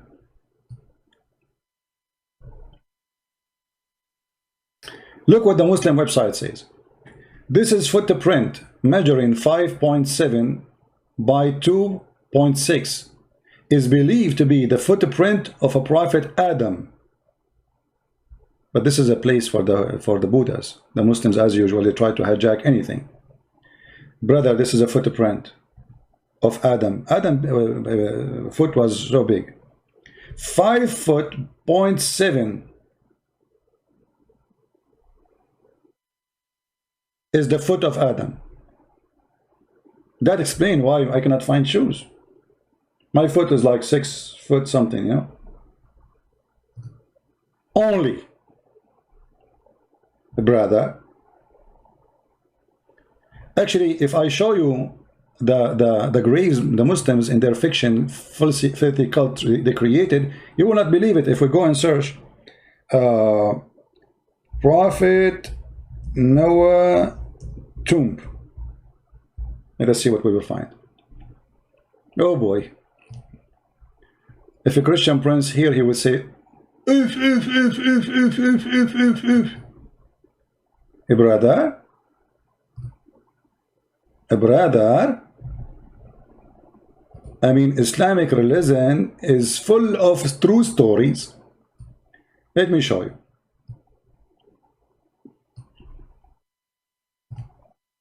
Brother, this is the tomb of our brother Noah. Look how short it is, brother. Do you notice how short it is, brother? Big, a huge room, brother. And by the way, in Islam, you can find the same tomb in many places. I don't know how this happened, don't ask me. You can find the tomb in Iran. You can find the tomb in Samarkand. You can find the tomb in Syria. You can find the tomb everywhere. Look like this guy, he died everywhere. Look how short this grave is. Oof. You know, this is what I'm looking for, because I'm really, like, I don't know I don't know if I can fit there. This is the tomb of Noah, brother. Why? He was a sandwich. I mean, how this guy can walk? He looked like a snake, man. He cannot walk. He had to creep.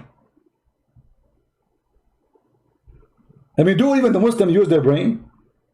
How a person, he is so tall like this, he can walk?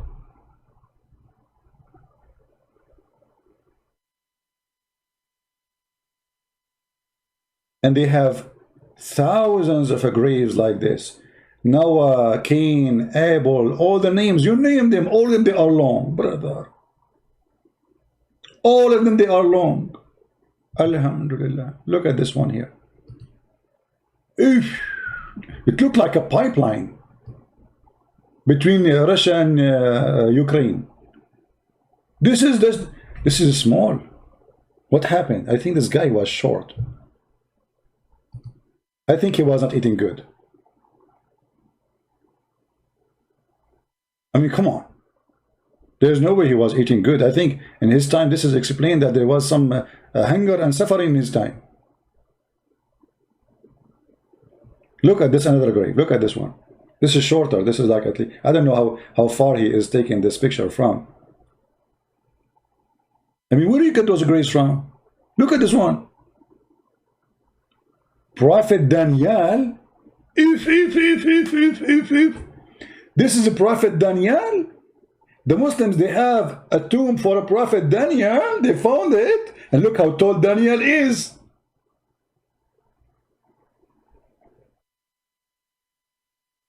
And the question I ask myself always, I mean, why my grandfather became short like this? He is just like 80 meters tall, my grandfather. I mean, what happened? Why he is not like his grandfather? Do you think, my brother, this is because of a global warming, brother?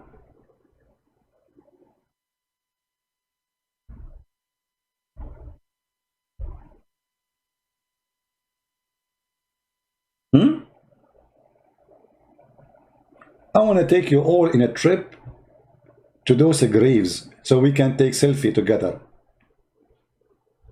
Look at this one, look. Oh boy. This is in Uzbekistan.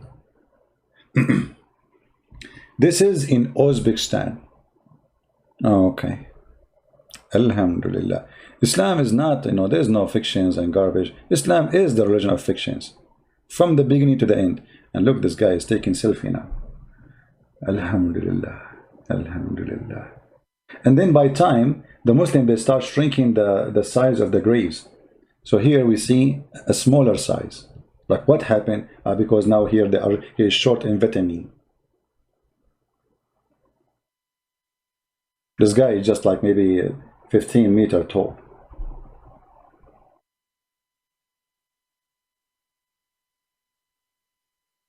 Hazrat Ham As. What As? This is his name? I mean, this is the grave of Hazrat Ham. This is the son of... look here, what happened?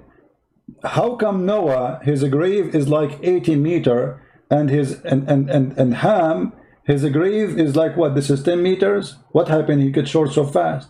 This is Ham, guys. This is Hazrat Ham. As-salam alayhi salam, brother. Ham. Hamburger. This is Hazrat Ham. This is the grave of who? Here, now, no, we thought it's so short. I was wondering what happened. This is the whole picture. Here we go. This is the same grave. Picture of a grave, Hazrat Ham bin Nuh, brother. Do you see how small it is? Look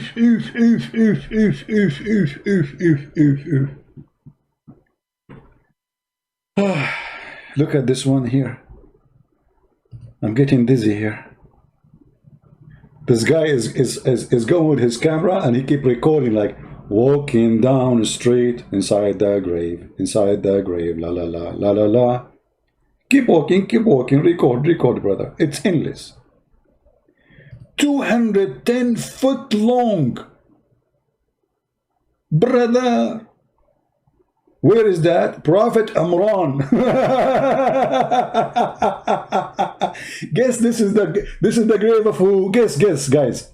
This is the grave of who?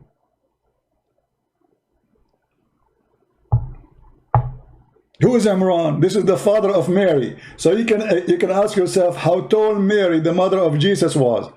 This is Prophet Amran, brother, and he was a prophet. But Mary, her father, his name is not Amran. The stupid Muhammad, he thought that Amram, the father of Maryam, the sister of Aaron, is the same person, father of Mary. Additional proof that Muhammad is a stupid idiot.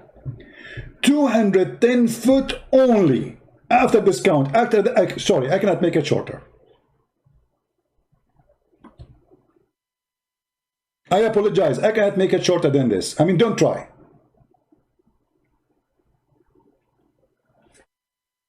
If we call Zakir Naik now and we ask him about how this has happened, as long as there's nobody, not a single Muslim, 1,300 people watching and not a single Muslim on a call, I will log off Skype. I'm getting nothing but text from Christians. We say no Christians. All right, we are out of Skype. Well, Skype was open almost for 2 hours and not a single caller Muslim. If we call Zakir Naik about why the tomb of Imran is so big like this. He's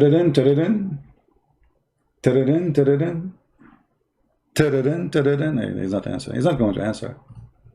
Okay, hold on. Let me look for the number he used for red line matter. Zakir Naik, he have a special line, you know.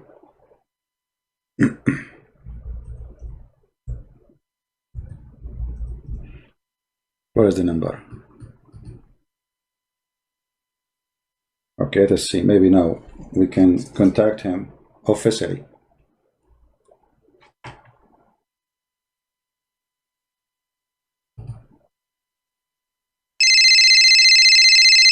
See, he have an old cell phone, he hide it.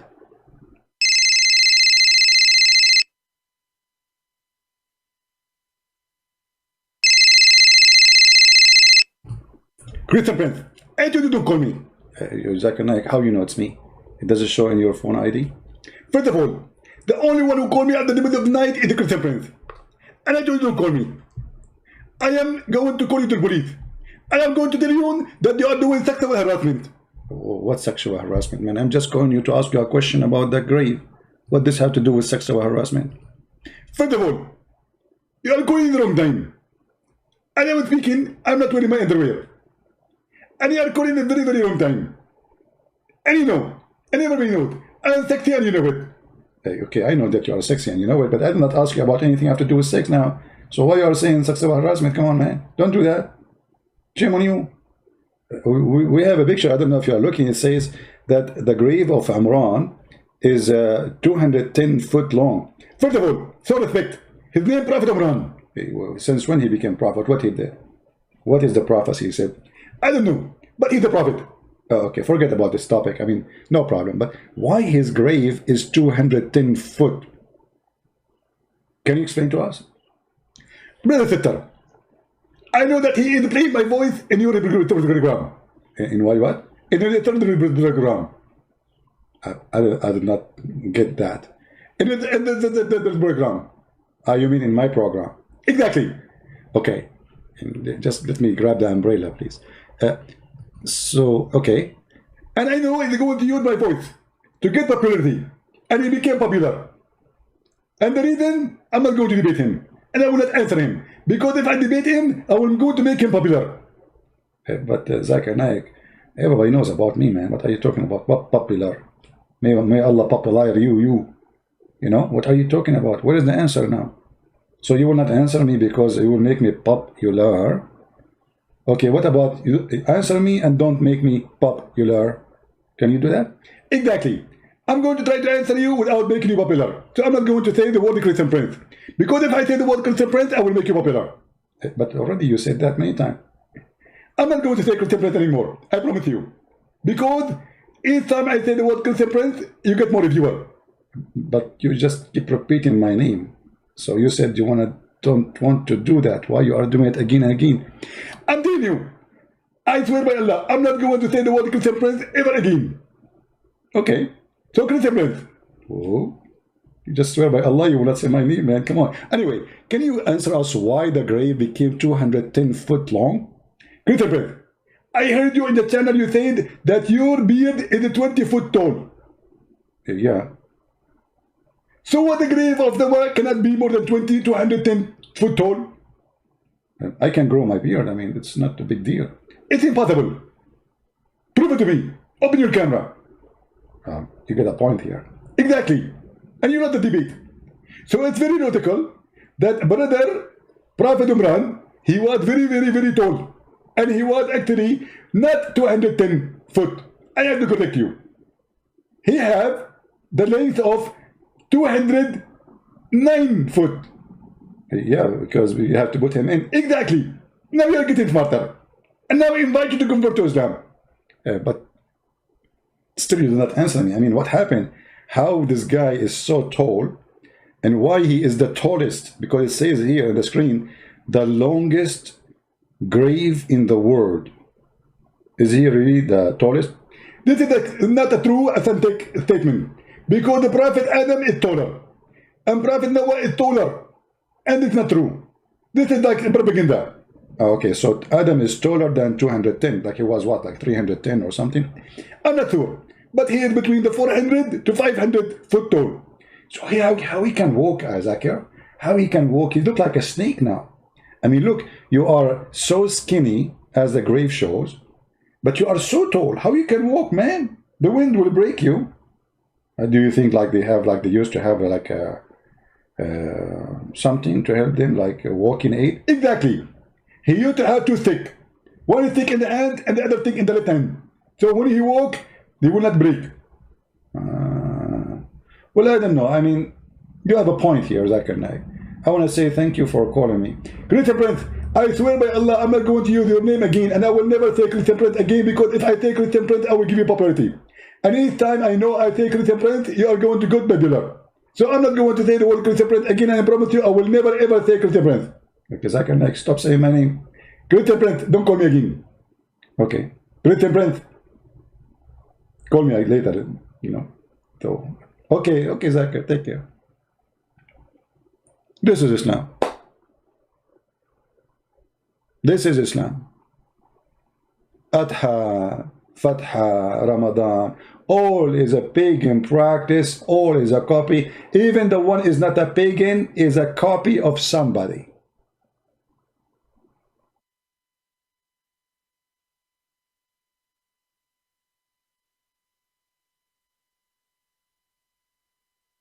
Any Abdul?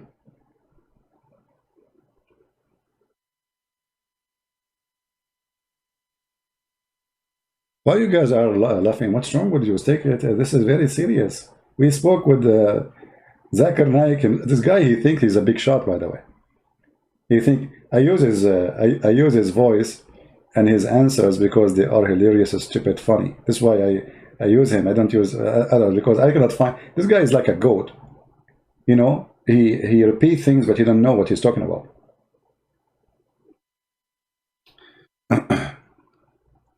Can you explain the end and the end of the video about the book prayer? I don't know. This is a different topic, my friend. Arabs are blessed by Allah, but you turned away from blessing. Shame on you. You see, Muhammad Qadir, again you get your prophet busted. Guys, did you see how Muslims, they help me to prove Islam to be stupid? Read carefully what this Abdul just said.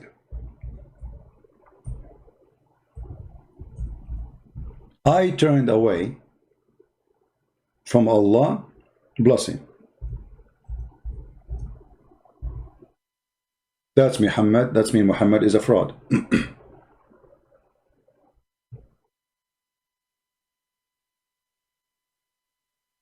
For the Quran said in chapter 4 verse number 88,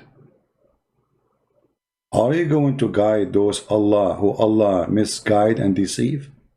The one who Allah misguide, nobody can guide. But you just said, I am the one who turned away. And I agree, I turned away from the devil. But by making your statement, you admitted that everything written in the Quran is nothing but a fraud. If we go in the Quran, we will find this. Let us show some verses.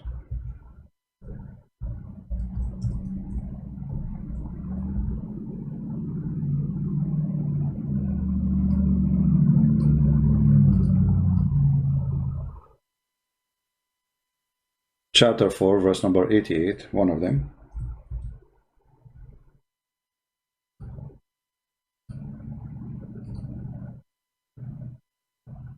Are you going to guide those who Allah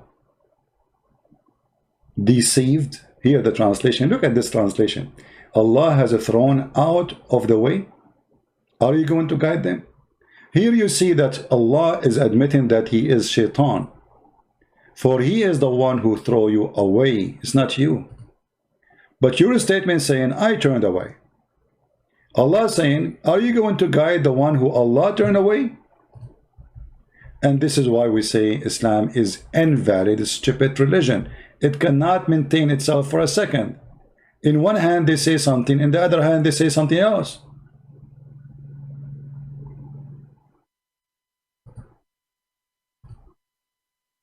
How come Muslims, they say statements is opposing Islam?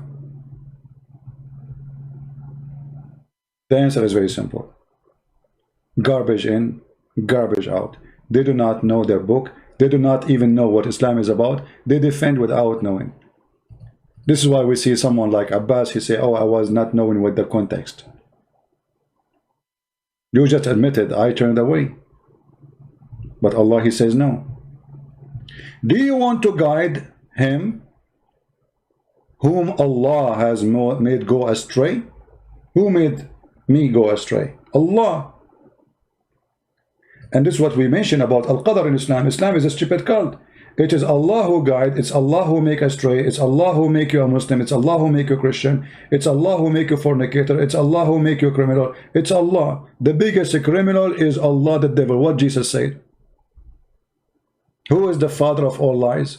Christians, answer me. Who is the father of all lies?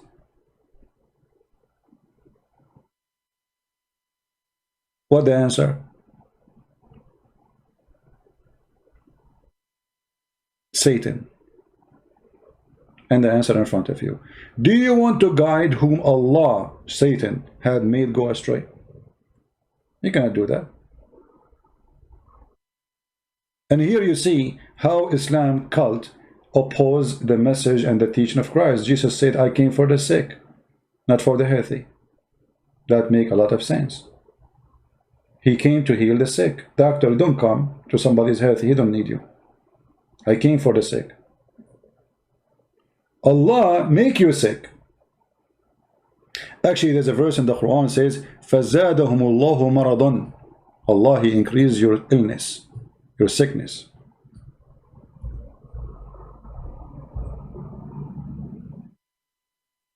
Do you see it? And there's a disease in their heart.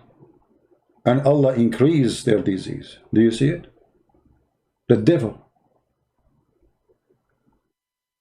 It is 180 degrees the opposite of the direction of Christ. Islam is of the devil. Somebody saying, why in Saudi Arabia is still Muslim? My friend, if a woman, she wears shoes in Saudi Arabia without socks, they are arresting her. There's no freedom. Give a freedom in order to know who is really a Muslim, who is not. Give a freedom to people. No freedom, you do not know. Freedom. Freedom will tell you who is a gay, who is a lesbian. Freedom will tell you who like to fornicate, who don't like. Freedom tell you who can do drugs, who will not do drugs. Give a freedom. Do you understand? If no freedom, no choice, then how we can say they are Muslims? According to a doctor, and I made a video about it many years ago, from Saudi Arabia, a Muslim woman, she said 45% of the population of the city of Jeddah are homosexual. And they have even relationship with their own family member. 45%. Not 5%, not 10%. Just give a freedom.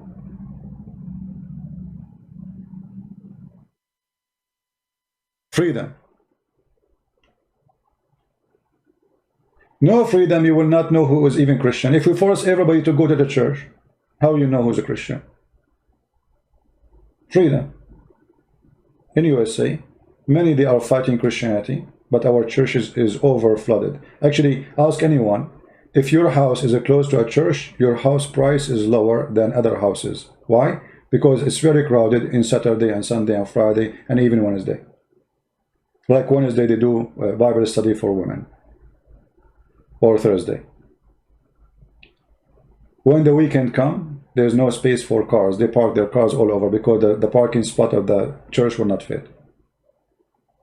Freedom. Freedom will tell you really who is a Muslim, who's not. When you live in Pakistan, who dare not to go to pray? Just yesterday, they killed the guy who insulted Allah in the court. They took him to court. Imagine, they are taking him to court for what? For blasphemy against God, which is Allah in this case. They killed him inside the court. And what does that mean?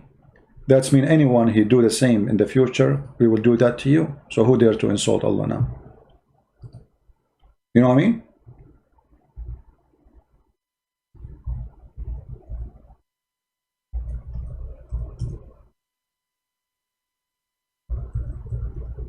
Let me see if I can find any news.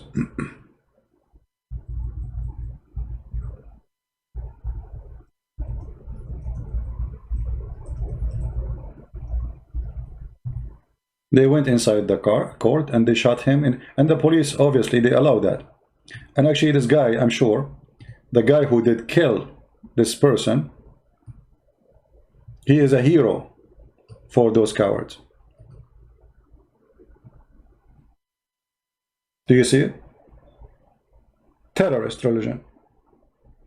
The only way to keep Islam functioning, exist, is terrorism.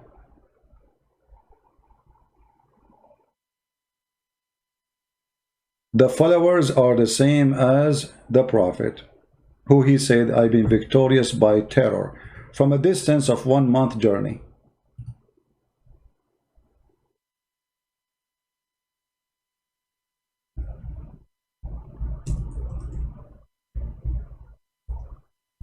Are we terrified if Jesus is a 1 month journey from us? Or children and everybody will go out waiting for the Messiah to come?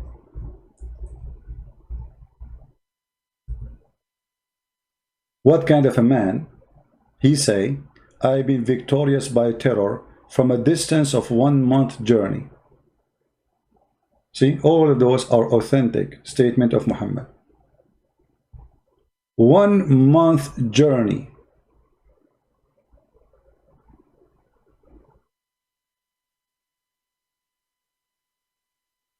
I've been victorious by terror.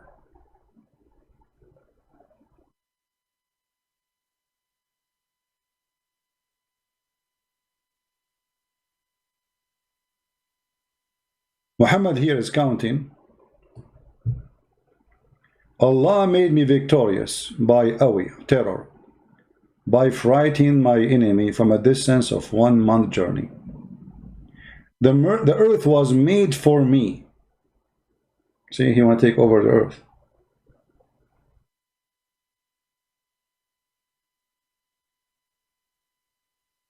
By the way, it doesn't say for me and my followers, it says for me. Muhammad, he owned the whole earth.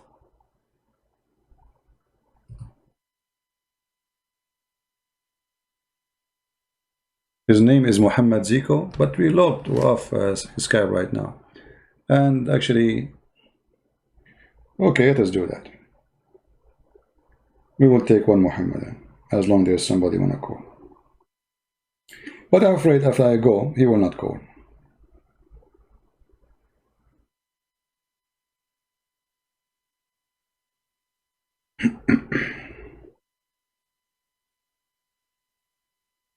Alright. Text me, Mr. Zico. Muhammad Zico.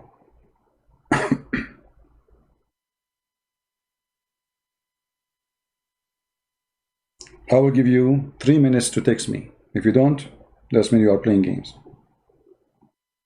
Text me, Zico.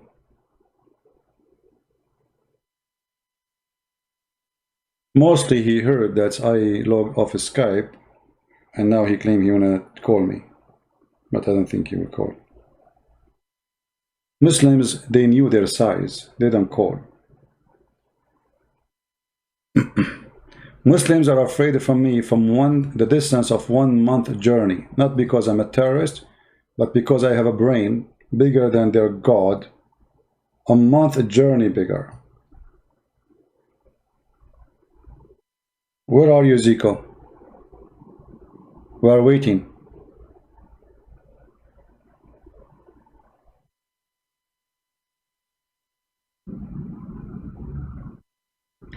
Somebody saying you guys still hate.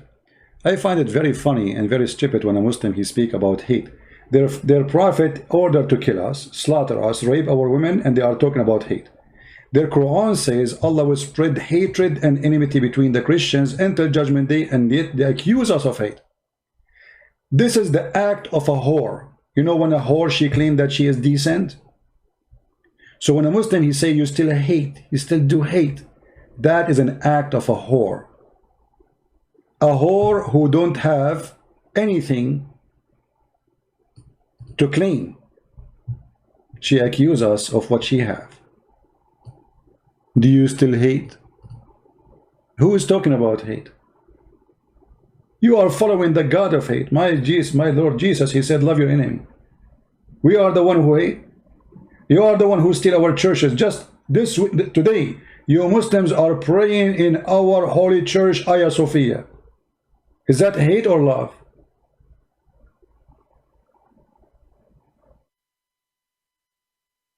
But it's not their fault. Muslims, they use the liberals. Liberals, they use the Muslims, and the propaganda and the agenda is one, the devil. This is why they partner together. You will notice that there is an amazing partnership between liberals and Muslims.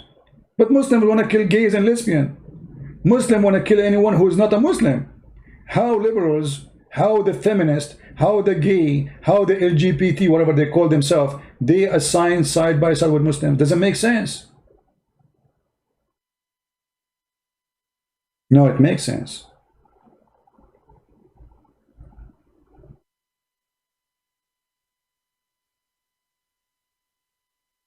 We are against hatred. We are against racism.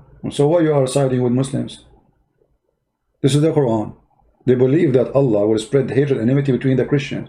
They believe that Jewish and Christians and non-Muslims are pigs and monkeys. They believe that they are animals. They have a sign in Mecca says Muslims only. No go zone. For non-Muslims are dirty. Chapter 9 verse 28. How you side with this? Quran says beat your wife. How you side with this? Chapter 4 verse number 34. They side with it. Hypocrites. It's just to reach into agenda. They are willing to compromise together, sleep in the bed. Joe Biden, he made a conversation, or let us say a statement to Muslims, saying to them that the prophet, he says, if one of you, he saw something not right, fix him by his hand. He's asking the Muslims to kill us. The filthy coward Joe Biden. This is what the hadith says. Kill them. Fix it by your hand. You coward.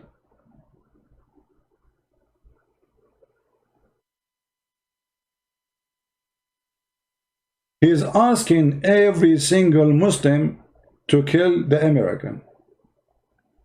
Because you just said, fix it by your hand.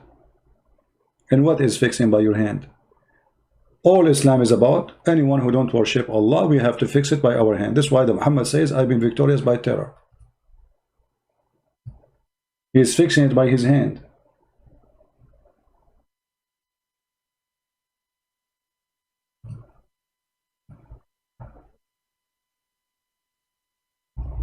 Imagine if after 4 months from now, we have a president like Joe Biden.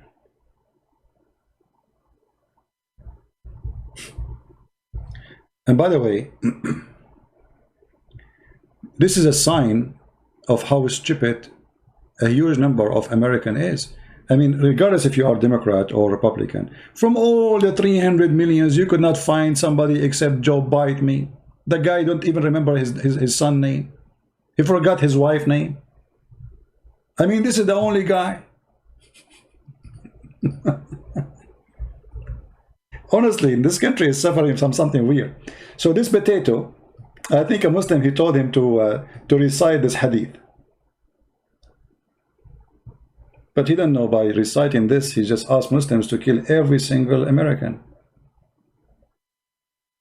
I heard the Messenger of Allah saying, he who among you who sees something against Allah teaching should modify it with the help of his hand. If he could not do it by his hand, then by his tongue. If he could not do it by tongue, then in his heart, which means being a coward. He was quoting this. And you are asking the Muslim to correct what in America exactly? What is that? What does that mean? What the Muslims will let them correct what is in their country first. If their countries are good and they can correct it, they will not be in America anyway.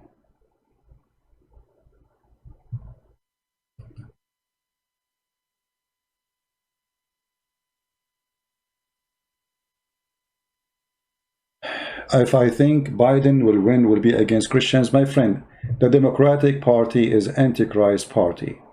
Doesn't matter who wins. If you are a Christian, and actually even if you are a Muslim who believe, they claim to believe in God. You see here the hypocrisy. Muslim, they claim that they follow Muhammad and they obey Muhammad. How you vote for somebody who support gays and lesbian and homosexuality, abortion? Do you notice the hypocrisy of this cult Islam? Hypocrites. This is what the Democrats stand for. Everybody knows that. It's not a secret. The one who is against abortion is the Christians. The Muslim, they voted for Obama. Obama, he is the one who signed abortion law. Why you vote for him? He's an ex-Muslim. How you vote for him? Right? If you are a Christian, you should not ever consider the Democratic Party. You see, I don't support the Republican because they are the best. But, I mean, we have, let us say, two ugly. One of them is better than the other one. But the Republican full of garbage too. But we cannot compare. So if you are a Christian, like if you claim to be a Catholic, how you are a Catholic and you vote for Democrat? How dare you? Is that what the church teach you? Did the church say to you, support those who do abortion, killing babies? How you can be a Protestant and you vote for Democrat? How you can be Orthodox and you vote for Democrat? How you can be Christian in any way, any sect you imagine, and you vote for Democrat? Those who vote for Democrat, they betray Jesus. They are fake Christians.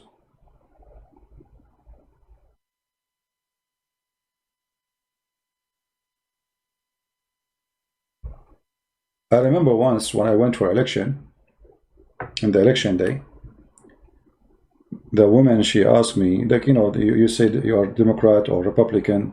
So anyway, she said to me, so where are you from? I said, I'm an Arab. She said, oh, usually they vote for Democrat. I said, I'm not stupid. You should see what happened to her face. She was Democrat.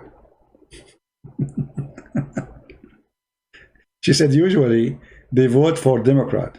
You know, when you come to USA, they tell you, the immigrant, you should vote for Democrat, you know, because Democrat is the one who support giving you papers easy, citizenship easy. I don't want that, actually. We don't want to get papers easy. We want the good citizen to come to this country. I don't want it to happen to me. I don't want it to happen to anyone. Those people, they are out of their mind just to take over and control the country. They don't care for borders. Drugs is coming, cartel is coming, weapon is coming, kidnapping. If you go and see all the borders with Mexico, this is the worst place to live. Mexican people are wonderful people, but we cannot deny that there's a lot of criminals there too. Nobody can deny that. In some areas in Mexico, the cartel are the one in control. Not the government. Government, they have no even one single police there. This is what they want for us. They want us to be the same as Pakistan. We have a Muslim. Okay. Hello? Hello? Hello? Yes, Mr. Ibrahim. How are you? Yeah. I'm talking to Mr. Peace. Is it Mr. Peace? Yes, I am with you, my friend. You are live on air. What do you like to say to us? Go ahead. It's good that I'm able to speak with you today. No problem. Well, actually, my name is Mohammedans. Oh, you are Zico? Okay, Mr. Zico. So what do you like to say to us? Yeah, I'm originally from Ghana. Migrated to France. I'm here in France. All right. I watch your program day in, day out with my family. Sorry if I can give you a little bit of my background concerning what is going on now. No problem. This is your issue. It's all right. My family, me and my family, I was brought up in a Muslim family. My parents, they are all really religious concerning this Muslim issue.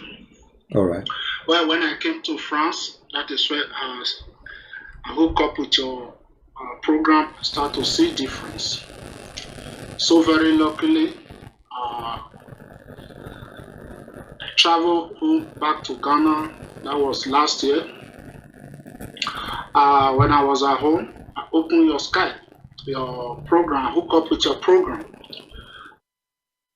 Because I want my parents to join me with the program.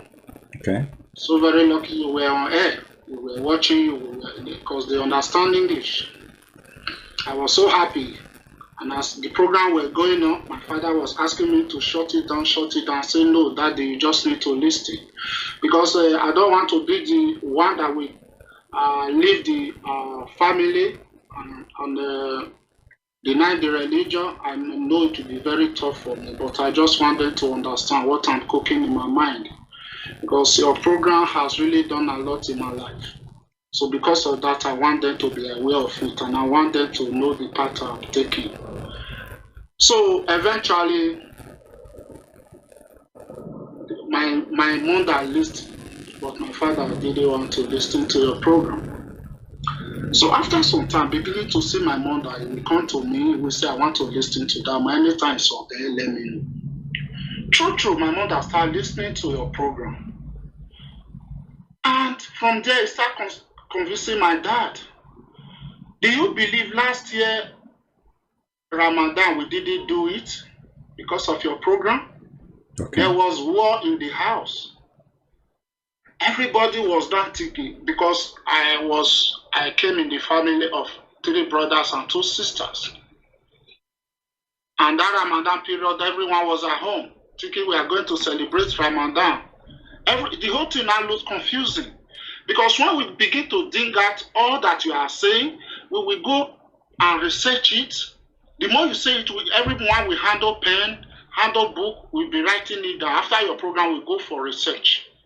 We now begin to find out that there are things we didn't even know that was going on in Islam. There are things the Imam, they didn't tell us. And most especially, it's like there was a veil covering our eyes. So in that period, there was really war in my family. My father didn't want to, when he found out that things were not going his way, and he found out that, I believe he found out the truth, he was really angry. There was no Ramadan in the house, no fasting, nothing. The house now become a chaos. But I thank God, at the end of the day, my mother now called my father. This is after about a month later. My mother called my father, is sitting down. He said, I'm beginning to see some truth in what we are in this mouse world. You can search it out yourself and you can see what is going on now. That we have been following a blind God, and which we were taught like this. We didn't know all these things. They are in the Hadith, they are in the Quran. But we just recite Quran. We know Quran. We are brought up we are born into the family. That is all we know. So from there, my father now began to, initially he turned to apostate. That's just the truth. Until now, he's still an apostate. He don't want to go to church. So I told my mother, I said, I want us to start. Let's try Jesus. Let's try Jesus. We know him as Anissa in the Quran. We know how he come about everything. Now let's try Jesus. The one they are calling Jesus is like it's not the Isa that we are calling in the Quran, because we can see a very big difference with the way this man is describing it. Let's try Jesus. My mother took phone and began to call my brothers and call my sister and told them that she want to change religion. Everybody was surprised. So I don't need to go too far, but all I want to tell you, there are things that are going on behind you, but you don't know. You are winning a lot of souls. You are saving people from the court of Mohammed. It's not everybody will come online to come and tell you, see what you have done. But I just want to use this opportunity to tell you, thank you. Thank you very much. And I believe one day my father will still join us. Thank you so much. All right, my friend, I'm so happy that's you on your... So let me make it, try to understand. Did your family now accept Christ or only you? Yeah, me and my mother, we have accepted Christ, but I don't know about my brothers. But I told, according to my father, and he's an apostate. He's not going to, he's no longer part of Islam, but he don't want to come to church. So, but I believe with time he will come. But according to the rest of my brothers and sisters, I believe with time, if my father converts, I believe those one will join too. I believe. All right. Well, I'm happy that I was able to help you and your family, and I'm so glad to do so. I wish I speak French so I can make a program in French to bring more and more people from your country. Some people are really eager here in France to hear from you, but because of the language, they cannot get it. I'll try to use French to interpret to them, you know. You know, I have a book in French, right? Language? Yeah.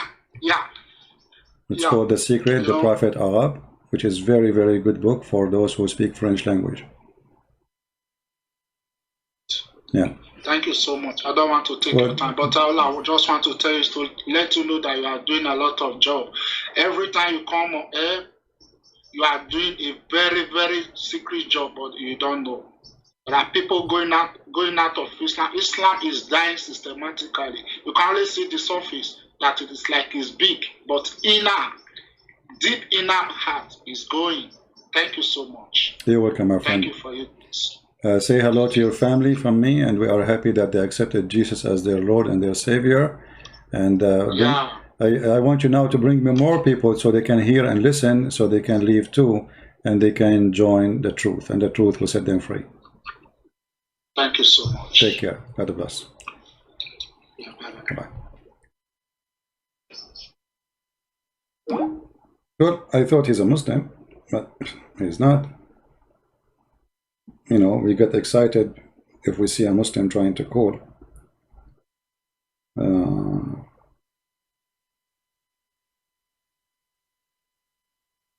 I'm so happy. You see what, you know, like you don't know who is listening. You don't know who is changing. You don't know who is accepting the Messiah. We do our work. And the Lord, He opened the heart of people after we showed them the truth. And the truth will set them free. You see, the truth will set you free. The truth is the Messiah. But doesn't mean the truth is not every truth around us. Every truth around us will make us people who have eyes to see. The truth, my friend. Some people don't want to see the truth because the truth can hurt them. They are used to something.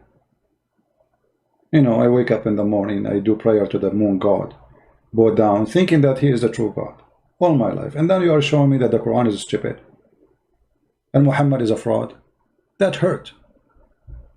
That will make me angry. But it is the truth. The truth will set you free. So I want to say thank you all for being here. We have 1,200 people listening right now, but I wish we can continue.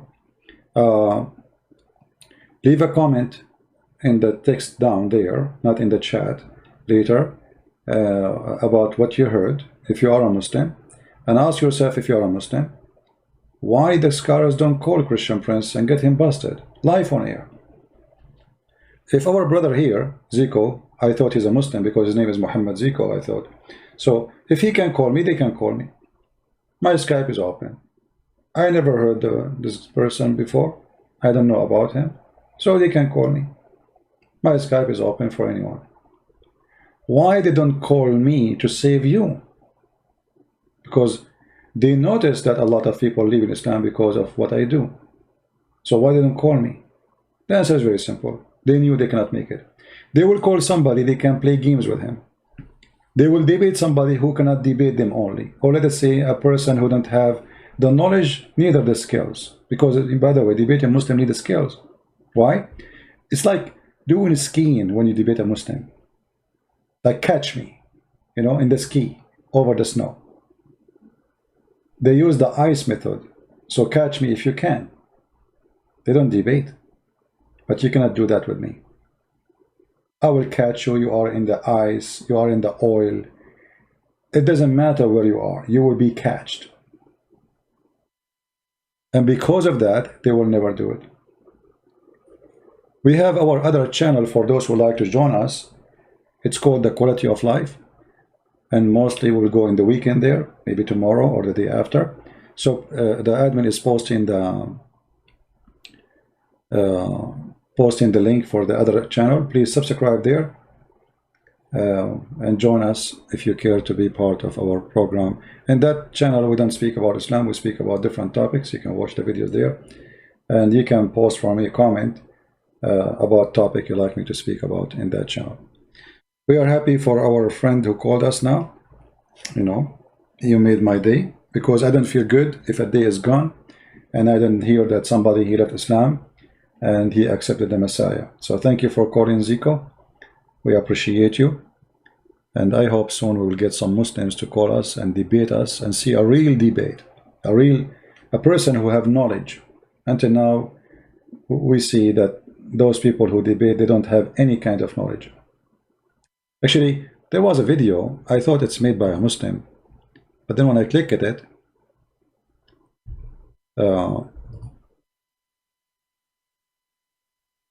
because the title was saying a Christian Prince exposing Christian Prince lies.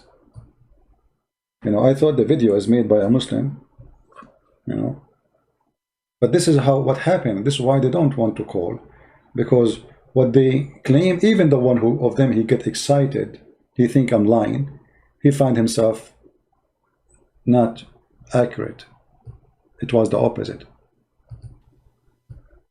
Hello, my friend, how are you? Hello. Hello, hello. Talk. Yeah, just like Howard, you didn't pick up my call. Well, we took your call first time, you did not answer, so we thought maybe you are joking. So what do you want to say to us, Mr. Farouz?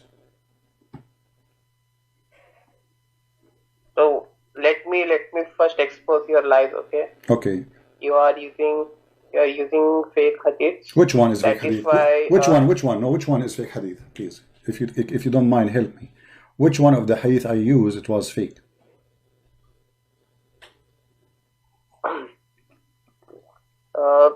No, listen to me first. I'm listening. I'm listening, brother. I'm listening. Which hadith I said it was fake? Because you just said something. You need to prove it. I'm giving you a chance to talk to me. You know, there's long line of Abdul. They want to call me too. So I need you to help me, because maybe there's a fake hadith and maybe I do not know. And you are the ustad, you are the sheikh, you are the one who knows. We do not know. We want to learn from you. So which hadith I showed in the screen was fake? Listen to me first of all. I'm listening to you. This is the problem. I'm listening to you, but you are not listening to me. Which hadith I showed in the screen was fake hadith. Otherwise, you have to apologize for being a liar. So either you show me the fake hadith I showed you, or you up. Okay, you see here, you notice how I go tough on Muslims. I really go tough. You can tell, right? But this is to make them wake up. And this guy later, he became a Christian. Actually, I didn't know that this is Fairuz, and now I click on it. This is Farouz. So this guy later he became a Christian. So he called me to call me liar. I'm lying. I'm quoting fake hadith. It's not true. This is false. You are lying. Right? And then later he became a Christian. So this is what happened when they find the truth. The decent one of them. The one who cannot take it no more. The decent. You know, the decent, he suffered. And this guy was suffering. What this Christian prince is showing on screen, this can't be true. There's no way the prophet, he said that. The way the Quran says that. It's impossible. So the decent one of them, he suffered. And the second he starts suffering, he go in denial. He rejected. He cannot be true. I mean, this is not true. There's no way the prophet, he would do that. So this is the video. It's called Exposing CP Lies, May 2020. I can give you the link. You can watch it later and see the rest of the conversation, which is kind of funny. But we go tough on Muslims not because we are against them. We are trying to help you. I'm a person who stands firmly with the truth. I don't take a side. I don't care if you are my brother from my family, my cousin from my blood, or you are from Pakistan. It's the same. You say a lie, I'm against you. You say truth, I am with you. A Muslim who defends Muhammad by saying truth, I respect him. But I never met one. I never met one. You remember the debate we have between Sam Shamoun and the guy from Pakistan? Or from India? Doctor, whatever his name. Everything he said from the beginning to the end is a lie. I got him busted in 2 seconds. And we made a video about it. So Muslims always, they try their best. And the only way their best work, if you do the format of debate like the one David Wood he do. We're 15 minutes for this guy, 15 minutes. This is useless. The real debate is what you hear. He talk, I talk. Get me busted right now. What do you say? Otherwise, if I give him 10 minutes, he will say blah, blah, blah, blah, blah, blah. And now I will say blah, blah, blah, blah, blah. And then nobody corner anyone. Never do this kind of debate. For this is not a debate. This is two people reading their preset or pre-statement written a week before the debate. This is why they want to set a time. Set a time. Why? Because none of them is a scholar. None of them he know what he's talking about. Set a time so we can go and print all the reference we want to speak about from the internet. A person who have knowledge, he go live, call me. Now, I don't know even what you will say. We did not set time. We did not set topic. We did not set anything. How I will know what you will say to me? I don't know.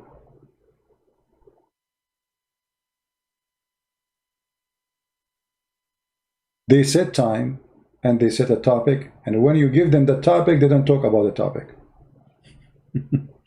Anyway, I want to say thank you guys for being here. We appreciate all those people who download my videos and spread them all over. And as you see, our videos going everywhere. If you speak French, translate to French. If you speak any language, translate your language. We need the truth to be spreaded, and there's millions of people who do not speak English. There's a lot, billions actually, who do not speak English. So we need your help to translate, add subtitle. Those who can translate my books, contact me.